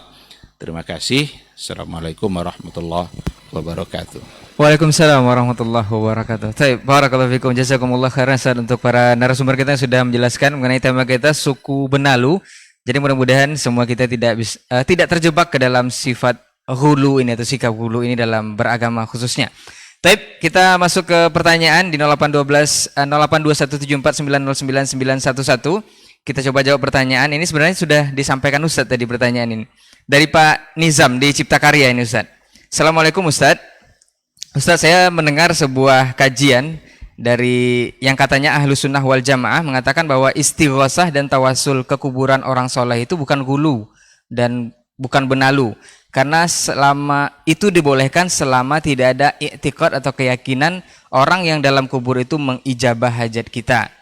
Sebenarnya orang-orang Salafi Wahabi saja yang gulu. Contohnya dalam pembagian tri tauhid, katanya agama sempurna, tapi kenapa dibagi-bagi lagi? Akhirnya mereka terjebak mengatakan Abu Lahab dan orang kafir itu bertauhid karena percaya kepada rububiyah.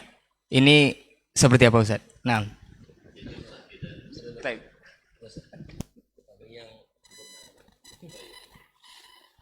Terima kasih Bapak Nizam yang di Cipta Karya, jazakallah khairan. Ini pertanyaan bisa menghabiskan waktu di kita semuanya. Ma'asyiral kiram yang dirahmati Allah Subhanahu wa taala. Saya selalu memakai moto kenali sunnah, Anda akan tahu non sunnah. Ketahui tauhid, Anda ketahui arahan tauhid. Kenalilah yang benar, pasti tahu mana yang tidak benar. Ya, kalau kita kembali ke definisi sunnah saja, sangat sederhana. Datang dari Nabi, perkataannya, perbuatannya, takrirnya. Nah sekarang, kalau kita praktekkan tanzil hadil masalah ini pada sunnah Nabi SAW yang sudah kita ketahui bersama, perkataan, perbuatan, takrir atau sifat. Istighatsah ke kuburan orang saleh. Kita lihat, ada enggak suruhan Nabi SAW, baik tersurat maupun tersirat, implisit maupun secara eksplisit, tekstual maupun secara kontekstual. Nabi menganjurkan kita istighatsahan namanya, ke kuburan orang-orang saleh. Bukankah Nabi SAW zamannya juga sudah ada orang-orang saleh sebelumnya, para nabi, para rasul, yang juga orang-orang saleh. Alhamdulillah, sepanjang yang kita telusuri, tidak ada arahan dari Nabi SAW tersurat maupun tersirat, secara implisit maupun eksplisit, untuk pergi istighatsah ke kuburan orang saleh. Terlihat lagi dari perbuatan Nabi, ada atau tidak. Ayolah kita pergi ke kuburan Hamzah di ada Uhud. Kan Hamzah kan syahid. Orang syahid otomatis dekat dengan Allah SWT. Atau Mus'ab bin Umair yang juga syahid di Uhud. Atau Bunda Khadijah radhiyallahu anha yang merupakan orang yang paling wali di antara kaum muslimat. Yang pertama masuk Islam, yang jasanya tidak terkira. Ternyata Nabi juga tidak menyuruh sahabatnya, akan saya masa istighatsah di kuburan istri saya misalnya kan. Nah, enggak. Atau misalnya saudara-saudara kita yang jauh di Ethiopia misalnya, kalian ke kuburan Najasyi aja, karena dia juga wafat dalam keadaan Islam, mukhadram dia. Ternyata juga tidak ada arahan Nabi SAW baik tersurat maupun tersirat. Lalu kan kadang-kadang sahabat kan berinisiatif, seperti dalam tanda petik bikin bid'ah hasanah, kan itu kan, lalu disahkan oleh Nabi SAW. Ternyata juga tidak ditemukan sahabat berinisiatif baik sewaktu Nabi wafat maupun sewaktu Nabi hidup ataupun setelah Nabi wafat. Ayo kita istighatsah bersama ke kuburan Nabi, tidak ada. Ke kuburan Baqi' tidak, ke kuburan Uhud tidak ada. Nah, dengan ini jelas dan terang sekali bahwa itu tidak masuk amaliyah ahlus sunnah wal jamaah. Kalau kita teruskan lagi ke ahlus sunnah setelahnya, para tabi'in, kita cari ulama-ulama tabi'in yang disepakati mereka ahlus sunnah wal jamaah. Di Madinah ada 7 fuqaha Madinah. Sa'id bin Musayyib, Sulaiman ibn Yasar. Kemudian siapa namanya? Nafi' Maula bin Umar. Ya teruskan lagi. Saya pun jadi Salim bin Abdullah, Kharijah ibn Zaid, dan seterusnya. Ada 7 fuqaha Madinah. Ada arahan dari mereka?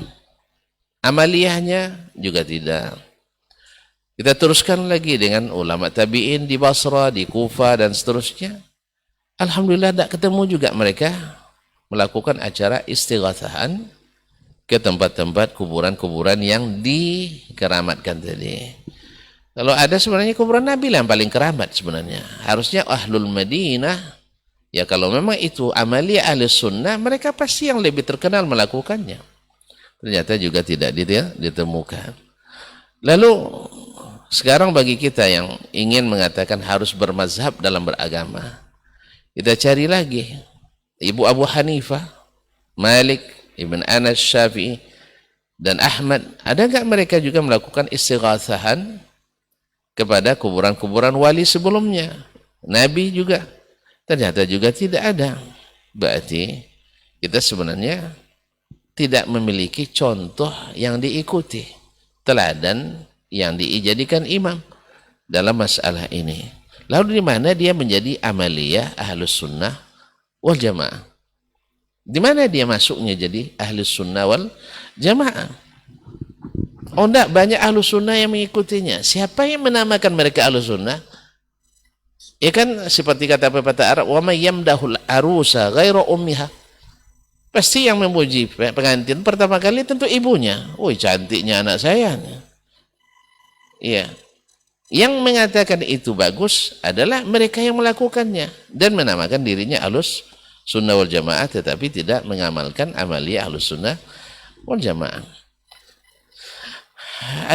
Lalu mengait-ngaitkan dengan masalah pembagian tauhid menjadi 3. Ini hati-hati bagi yang mengucapkan sebagai trinitas. Sebab trinitas itu kekufuran, yaitu membagi Tuhan menjadi 3 orang. Jadi 3 in 1. Tuhan Bapa, Tuhan Ibu, dan Tuhan Anak Roh Kudus. Sedangkan yang diyakini oleh yang mereka sebut sebagai Wahabi itu bukan menjadikan Tuhan 3 bagian, tapi adalah Allah tetap satu, tapi mentauhidkannya dari 3 sisi.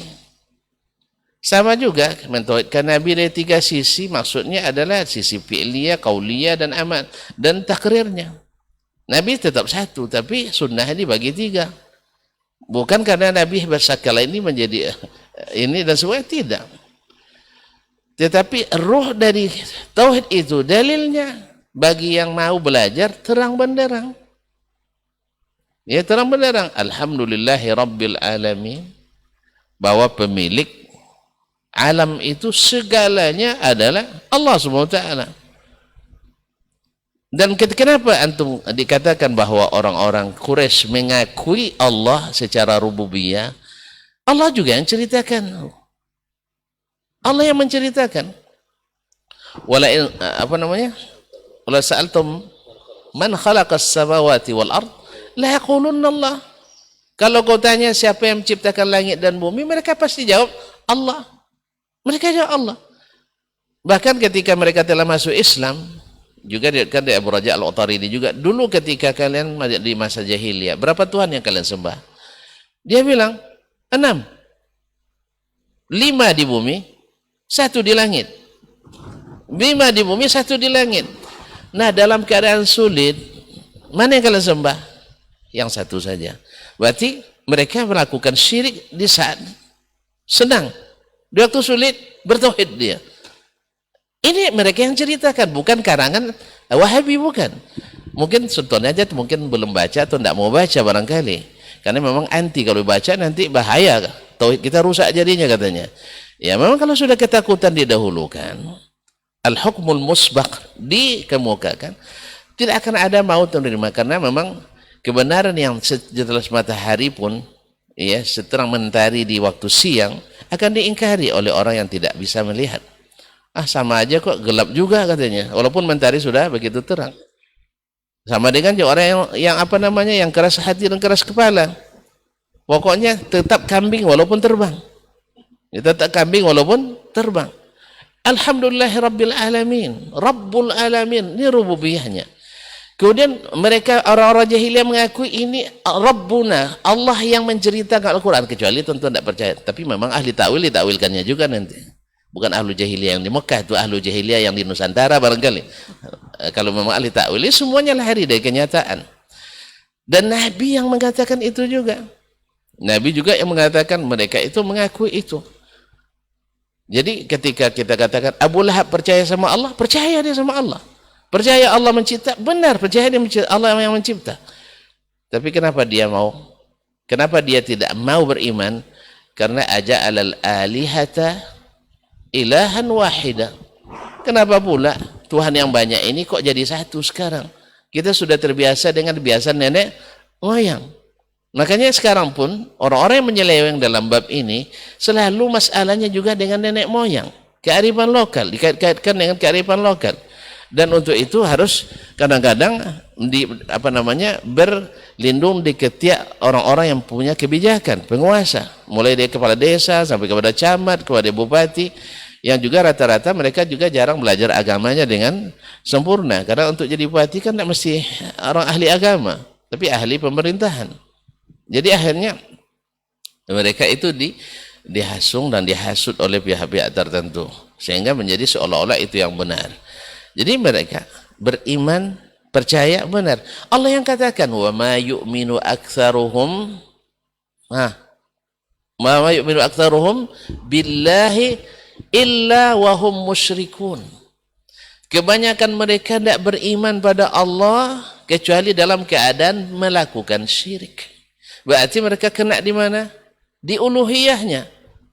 Makanya Allah tetapkan lagi, iyyaka na'budu wa iyyaka nasta'in. Berarti ada tauhid al-uluhiyah di sini. Bahwa di sini kenanya orang Quraisy tadi, aja'alal alihata ilahan wahida. Mereka maunya banyak sembahan. Jadi berdoa tidak cukup langsung kepada Allah, harus melalui perantara. Di mana kita tahu bahwa mereka menjadikan perantara? Ayat yang dibacakan oleh beliau berdua tadi. Mereka yang menjadikan sekutu-sekutu bagi Allah itu, mereka mengatakan ma na'buduhum illa liyuqarribuna ilallahi zulfa.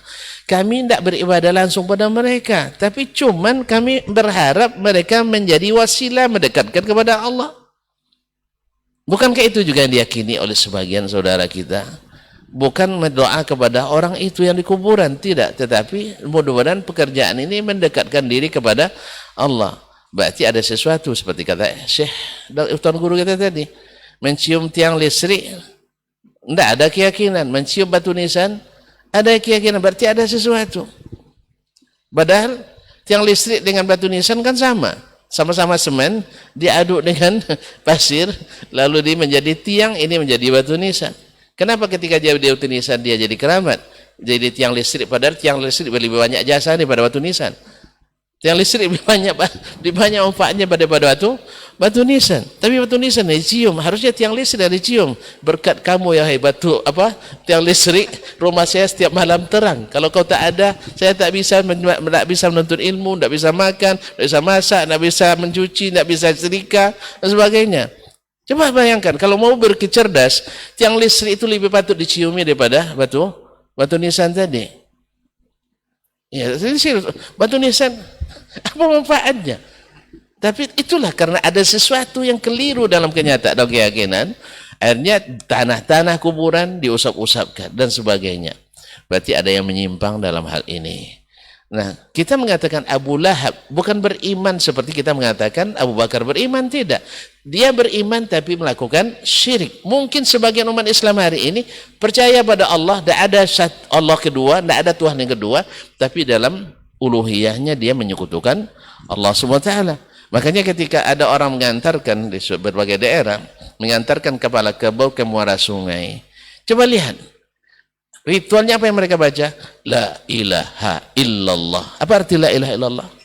Tidak Tuhan selain Allah. Tapi ini kok disembelih? Disembelih karena selain Allah. Padahal inna salati wa nusuki wa mahyaya wa mamati lillahi rabbil alamin la syarika lahu wa bidzalika umirtu ana minal muslimin. Tidak boleh sembelihan kecuali bagi Allah Rabbul Alamin. Berarti kena dia di rububiyahnya dia beriman, tetapi di uluhiyahnya dia syirik. Dan Allah dari sisi ini tidak ditauhidkan oleh orang-orang jahiliyah dulu. Kemudian di sisi asma wa sifat, ya, mereka ketika dikatakan wa idza lakalumur rahman qalu wa marrahman, mereka mengingkari itu, wa marrahman. Lalu sekarang juga berapa banyak orang yang mengingkari asma dan sifat Allah Subhanahu wa taala. Sebab apa? Mereka ingin Allah seperti yang mereka pikirkan, bukan seperti yang dikabarkan. Makanya setiap orang kalau diberitahu lalu dia bilang pikir-pikir dulu, bukan orang beriman, orang ragu. Kamu percaya dah Ustaz Dasman itu cerdas? Begini dulu dia, berarti ragu dia, tidak yakin. Kamu percaya aja bahwa ada Ustaz Dasman itu Ahlussunnah wal Jamaah? Pikir dulu, berarti dia tidak yakin. Kamu percaya tidak Allah di atas? Pikir dulu, Anda tidak beriman. Karena Allah yang bilang itu Allah sendiri, yang pasti benar. Yang menyampaikan Rasulullah SAW, yang tidak pernah salah. Terus, antum masih pikir. Jelas ya? Nah, orang sepakat semuanya, bahwa saya sekarang pakai baju merah, misalnya. Lalu ada yang mengatakan, antum tahu tidak Ustaz Dasman tadi pakai baju merah? Pikir dulu, berarti antum tidak yakin dengan apa yang dilihat, apa yang dikabarkan. Jadi banyak mereka ingin Allah itu seperti yang mereka inginkan, bukan seperti yang dikabarkan. Mereka ingin beribadah pada Allah seperti yang mereka inginkan, bukan seperti yang Allah perintahkan. Di sini kena masalahnya. Lalu dinamakan, dinisbatkan itu kepada amali ahlus sunnah. Lalu dinamakan orang-orang yang tidak mengikuti dan tidak merestuinya dikatakan sebagai orang Wahabi, membuat bid'ah trinitas. Trinitas itu takfir. Hati-hati saudaraku kaum muslimin dan muslimat. Kalau nak menyalahkan, tolong jangan mengafirkan. Kecuali memang mereka berpandangan bahwa orang-orang yang meyakini tauhid uluhiyah, tauhid asma wa sifat, tauhid al-rububiyah mengatakan bahwa Allah menjadi tiga sehingga dikafirkan, itu na'udzubillah. Tapi yang jelas ini ada dalam surah Al-Fatihah yang dibaca setiap hari. Makanya tolong dibaca tafsirnya oleh Ahlus Sunnah wal Jamaah, bukan ahlil kalam yang diberi merek Ahlus Sunnah wal Jamaah. Ini rujukannya tafsir Al-Fakhrur Razi, tafsir Az-Zamakhsyari. Cobalah baca tafsir Ahlus Sunnah yang diriwayatkan dalam Sahih Bukhari, Kitabut Tafsir, Kitabut Tauhid, akan jelas nanti. Cuman masalahnya ketika tidak sesuai dengan yang diinginkan, mesti ditakwilkan, sehingga perkataan imam pun nanti juga akan ditakwilkan. Seperti perkataan Imam Malik, wasu'alu anhu bid'ah. Bertakwil juga bahwa yang sunnah itu adalah tafwid, bukan memahami makna yang asli. Padahal Imam Malik ya dia itu mengatakan al-istiwa ma'qul atau ma'lum wal kaifu majhul was-su'alu anhu bid'ah. Coba bisa ditakwilkan itu, bahwa menanyakan maknanya sama dengan menanya kaifiahnya. Oleh sebab itu tidak boleh diketahui maknanya. Terus kalau begitu kenapa Anda takwilkan maknanya? Berarti maknanya tidak boleh ketahui. Jadi Imam Malik jadi ahli tafwid jadinya. Nah, Anda ikut Imam Malik enggak? Oh enggak, kami ikut imam yang lain pula. Jadi ahli takwil. Akhirnya enggak satu pun perkataan dimaknai dengan ini perkataan saya nanti akan ditafsirkan lagi nih. Karena saya akan ditafsirkan lagi. Karena memang orang suka menakwilkan, memahami perkataannya seperti yang dia pikirkan, bukan seperti yang disampaikan. Wallahu musta'an. Jadi ketika kita katakan Abu Lahab dan sejenisnya beriman, Al-Quran yang mengatakan, tapi imannya pada satu sisi saja. Oleh sebab itu orang-orang yang merembes kesyirikan, menempuh jalan-jalan yang dilarang oleh Nabi karena menuju kesyirikan, khawatir dengan tauhid ini, sehingga ada yang mengatakan, tahu nak kalian kenapa dibagi tauhid jadi tiga? Supaya mengafirkan ahli sunnah wal jamaah, katanya. Tujuannya begitu. Siapa yang mengatakan? Justru supaya mengingatkan ahli sunnah wal jamaah, jangan melakukan sesuatu kecuali ada perintah, ada contoh, ada teladan. Ya kalau tidak paham, tanya pada mereka yang paham, yaitu as-salafus salih, as-sahabatul kiram, yang lebih paham daripada kita yang datang belakangan.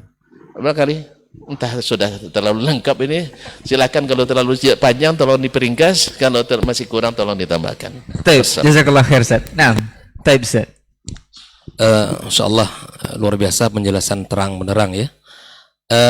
Ada dua poin. Yang pertama, akhi fillah yang bertanya bahwa kalaupun Anda mengetahui bahwa dibagi oleh para ulama tauhid kepada tiga, ya, rububiyah, uluhiyah, asma dan sifat, itu hanya sekedar, kalau Anda tidak terima ya, misalnya itu hanya sekedar wasilah untuk lebih memahami agama ini. Dia bukan sebagai sesuatu yang gaya yang pada akhirnya Anda kalau tidak begitu tidak benar, bukan. Itu hanya cara para ulama untuk lebih memahami agama ini ya. Itu dia. Jadi andai pun Anda tidak meyakini rububiyah, uluhiyah, asma sifat, tapi keyakinan Anda kepada Allah benar, akidah Anda benar, ibadah benar terhadap asma dan sifat benar, enggak ada masalah itu. Bahwa pembagian itu hanya sekedar sarana untuk memahami saja. Dan itu ada di dalam Al-Quran, istiqra' dalil oleh para ulama pun ada. Tidak ada yang menyalahi bahwa ketika Anda tidak mempercayai pun tidak masalah, tetapi kemudian yakinkan bahwa ibadahnya benar, akidahnya benar, keyakinan kepada Allah benar, tentang asma dan sifatnya benar, ya cukup. Yang kedua, yang dimaksud bahwa ketika Abu Lahab dan sejenisnya, orang-orang jahiliyah di masa itu meyakini tentang rububiyah Allah. Begini akhi, ketika orang-orang jahiliyah mereka mengimani adanya Allah sebagai pencipta, itu Al-Quran yang menyebut. Tapi ketika orang meyakini tauhid rububiyah saja, dan tidak membetulkan atau tidak beriman kepada uluhiyah, ini belum disebut Islam. Ya, belum disebut Islam. Meyakini Allah sang pencipta itu tauhid rububiyah. Tapi konsekuensi daripada tauhid rububiyah itu adalah dia harus menyerahkan ibadahnya, ketaatannya hanya kepada Allah semata. Maka tidak benar bahwa Abu Lahab dia beriman kepada Allah dalam artian beribadah. Tidak. Dia meyakini hanya Allah sebagai pencipta. Ya, seperti mana Allah sebutkan di dalam Al-Qur'anul Karim. Nah, ketika orang hanya sampai pada tauhid rububiyah seperti mana orang jahiliyah, itu belum membuat mereka menjadi muslim. Belum. Ya, jadi belum membuat mereka jadi seorang yang beriman kepada Allah Subhanahu wa ta'ala, yang dimana dia disebut dengan uluhiyah. Tetapi inilah kenyataan bahwa orang-orang kafir pada umum ketika dia ditanya siapa pencipta langit dan bumi, Allah, dan Allah ada, dan Al-Quran yang menyebut itu sendiri. Tapi keyakinan mereka sebatas tauhid rububiyah belum mengantarkan mereka kepada seorang muslim beriman kepada Allah Subhanahu wa ta'ala. Karena yang seharusnya ketika dia meyakini rububiyah Allah, maka dia harus serahkan seluruh ketaatan hanya kepada Allah tabaraka wa ta'ala, dan dia ya memuliakan asma dan sifatnya Allah Subhanahu wa ta'ala. Wallahu ta'ala alam. Baik, Ustaz ada tambahan? Naam. Baik, fadhal Ustaz. Bolehlah sedikit aja. Bismillahirrahmanirrahim. Sebenarnya sudah sangat rinci tadi dijawab oleh dua guru kita. Cuma saya sedikit agak tergelitik dan persoalan pembagian tauhid itu dengan dianggap sebagai trinitas. Bahkan ada pula yang hulu dalam pertanyaannya dalam persoalan ini. Dia bilang begini, saya akan siap untuk merubah akidah saya kalau seandainya mereka bisa mendatangkan satu dalil saja yang membagi tauhid jadi 3. Satu hadis yang langsung Nabi membagi 3. Ya mana bisa kita temukan bahwa Nabi bilang tauhid bagi 3. Karena pembagian ini adalah al-aqsam al-ilmiyah. Inilah pembagian-pembagian ilmu yang secara ilmiah dibahas, yang sandarannya adalah istiqra. Berapa banyak nanti hal-hal yang dalam perkembangan ilmu pengetahuan dalam Islam itu pembagian-pembagian yang tak pernah datang dari Nabi kan. Fardu itu terbagi 2, ada fardu kifayah, ada fardu ain. Mana hadisnya? Bahwa fardu terbagi kepada 2. Ini istiqra.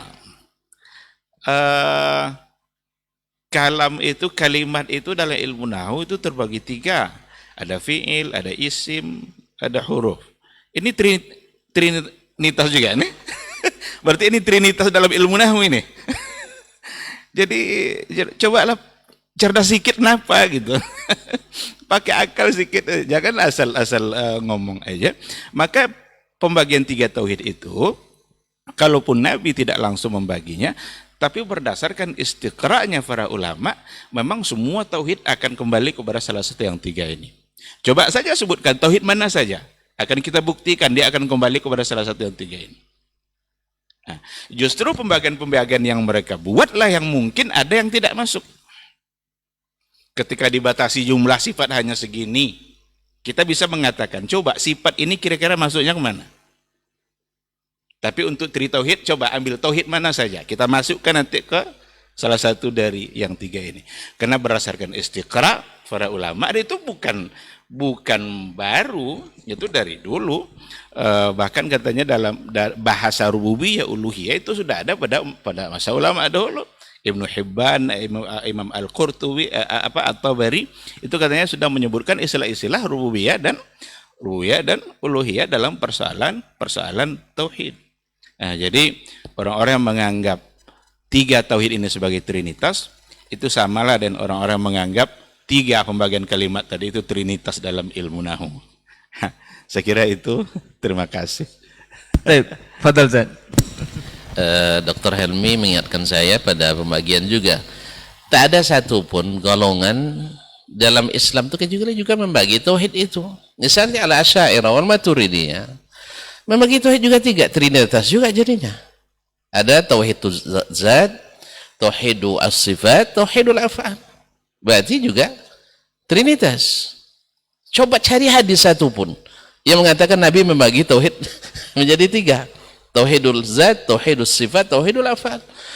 Ada lagi pembagian-pembagian yang lain, banyak. Dalam masalah akidah ini membagi 3, ada bagi 4. Ada yang menambah lagi. Di mana hadis? Tidak akan ketemu hadis, tidak akan ketemu ayatnya. Tapi apa? Istiqra' tadi. Cuma ada istiqra' tam, ada istiqra' naqis. Istiqra' tam, tauhid yang 3 ini. Tauhidul asma' wa sifat, ar-rububiyyah wal uluhiyah. Tauhid naqis, tauhidul zat wa sifat wal afal. Nanti akan ketika dibatasi, seperti kata beliau tadi, nanti banyak yang tersortir. Sedangkan melalui yang 3 ini semuanya diakomodir. Itu aja bedanya. Adapun tujuan tadi seperti tidak sedikit penulis yang mengatakan tujuannya untuk mengafirkan golongan lain. Ini Anda salah paham. Itu masalahnya. Sebab apa? Anda memahami perkataan orang seperti yang Anda pikirkan. Bukan seperti yang orang inginkan. Tanya dulu. Ketika saya mengatakan itu uluhiyah, Ustaz nak mengafirkan Asy'ariyah ya? Bukan. Saya justru nak memberitahu ke antum bahwa nama Allah tu, sifat Allah tu bukan hanya 20. Lebih. Ya. Kan laisa kamitslihi syai'un.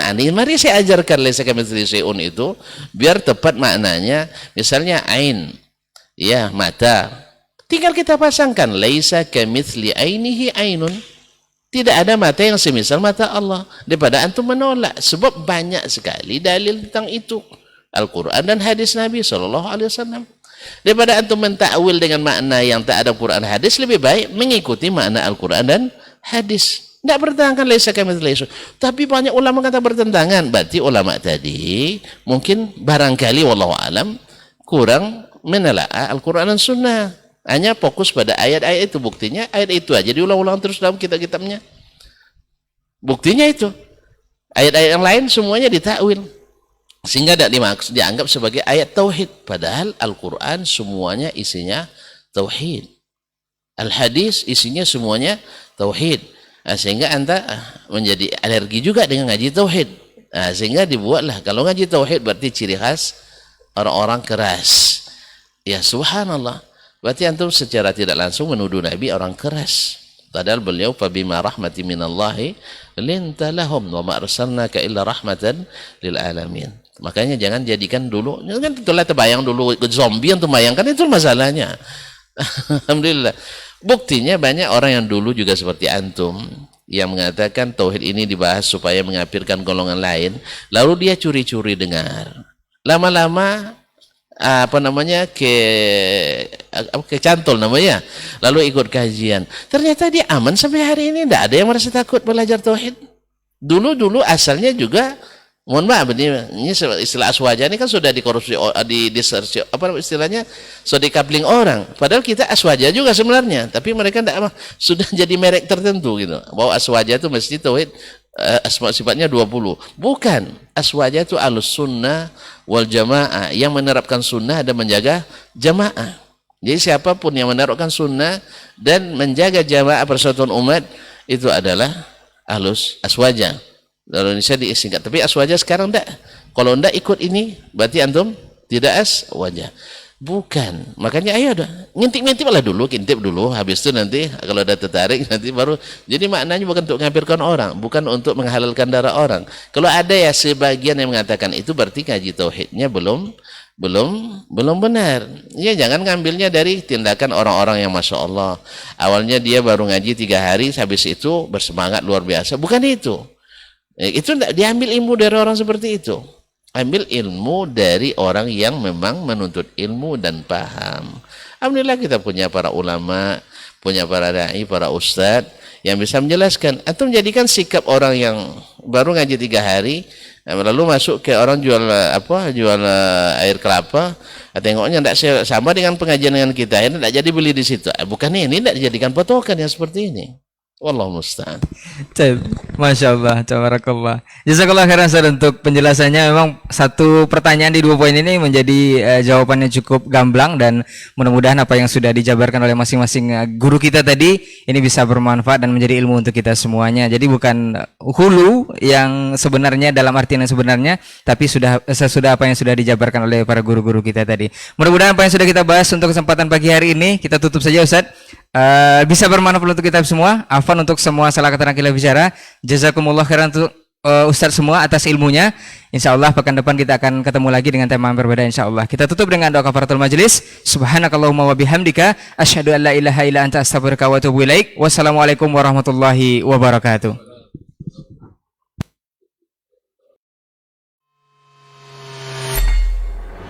Di para sahabat itu kaum muslimin, yang terbayang bagi mereka itu adalah infak, yang terbayang bagi mereka adalah sebuah kebahagiaan, keselamatan di akhirat yang kekal dan abadi di sisi Allah tabaraka wa taala. Semua kita boleh klaim sekarang. Kamu cinta Nabi? Cinta Ustaz. Cinta Nabi? Cinta Ustaz. Termasuk saya. Cinta Nabi? Cinta. Dapat tahunya besok di akhirat. Maka apa kata Nabi sallallahu alaihi wasallam? Amalur rajuli biyadihi. Penghasilan yang terbaik adalah pekerjaan yang dilakukan oleh seseorang dengan tangannya sendiri. Wa kullu bai'in mabrur, dan setiap jual beli yang mabrur. Ini aktivitas ini membantu saya di akhirat atau akan menyulitkan saya di akhirat? Kalau seandainya perbuatan itu ternyata akan menyulitkan kita di akhirat kelak, tinggalkan perbuatan itu.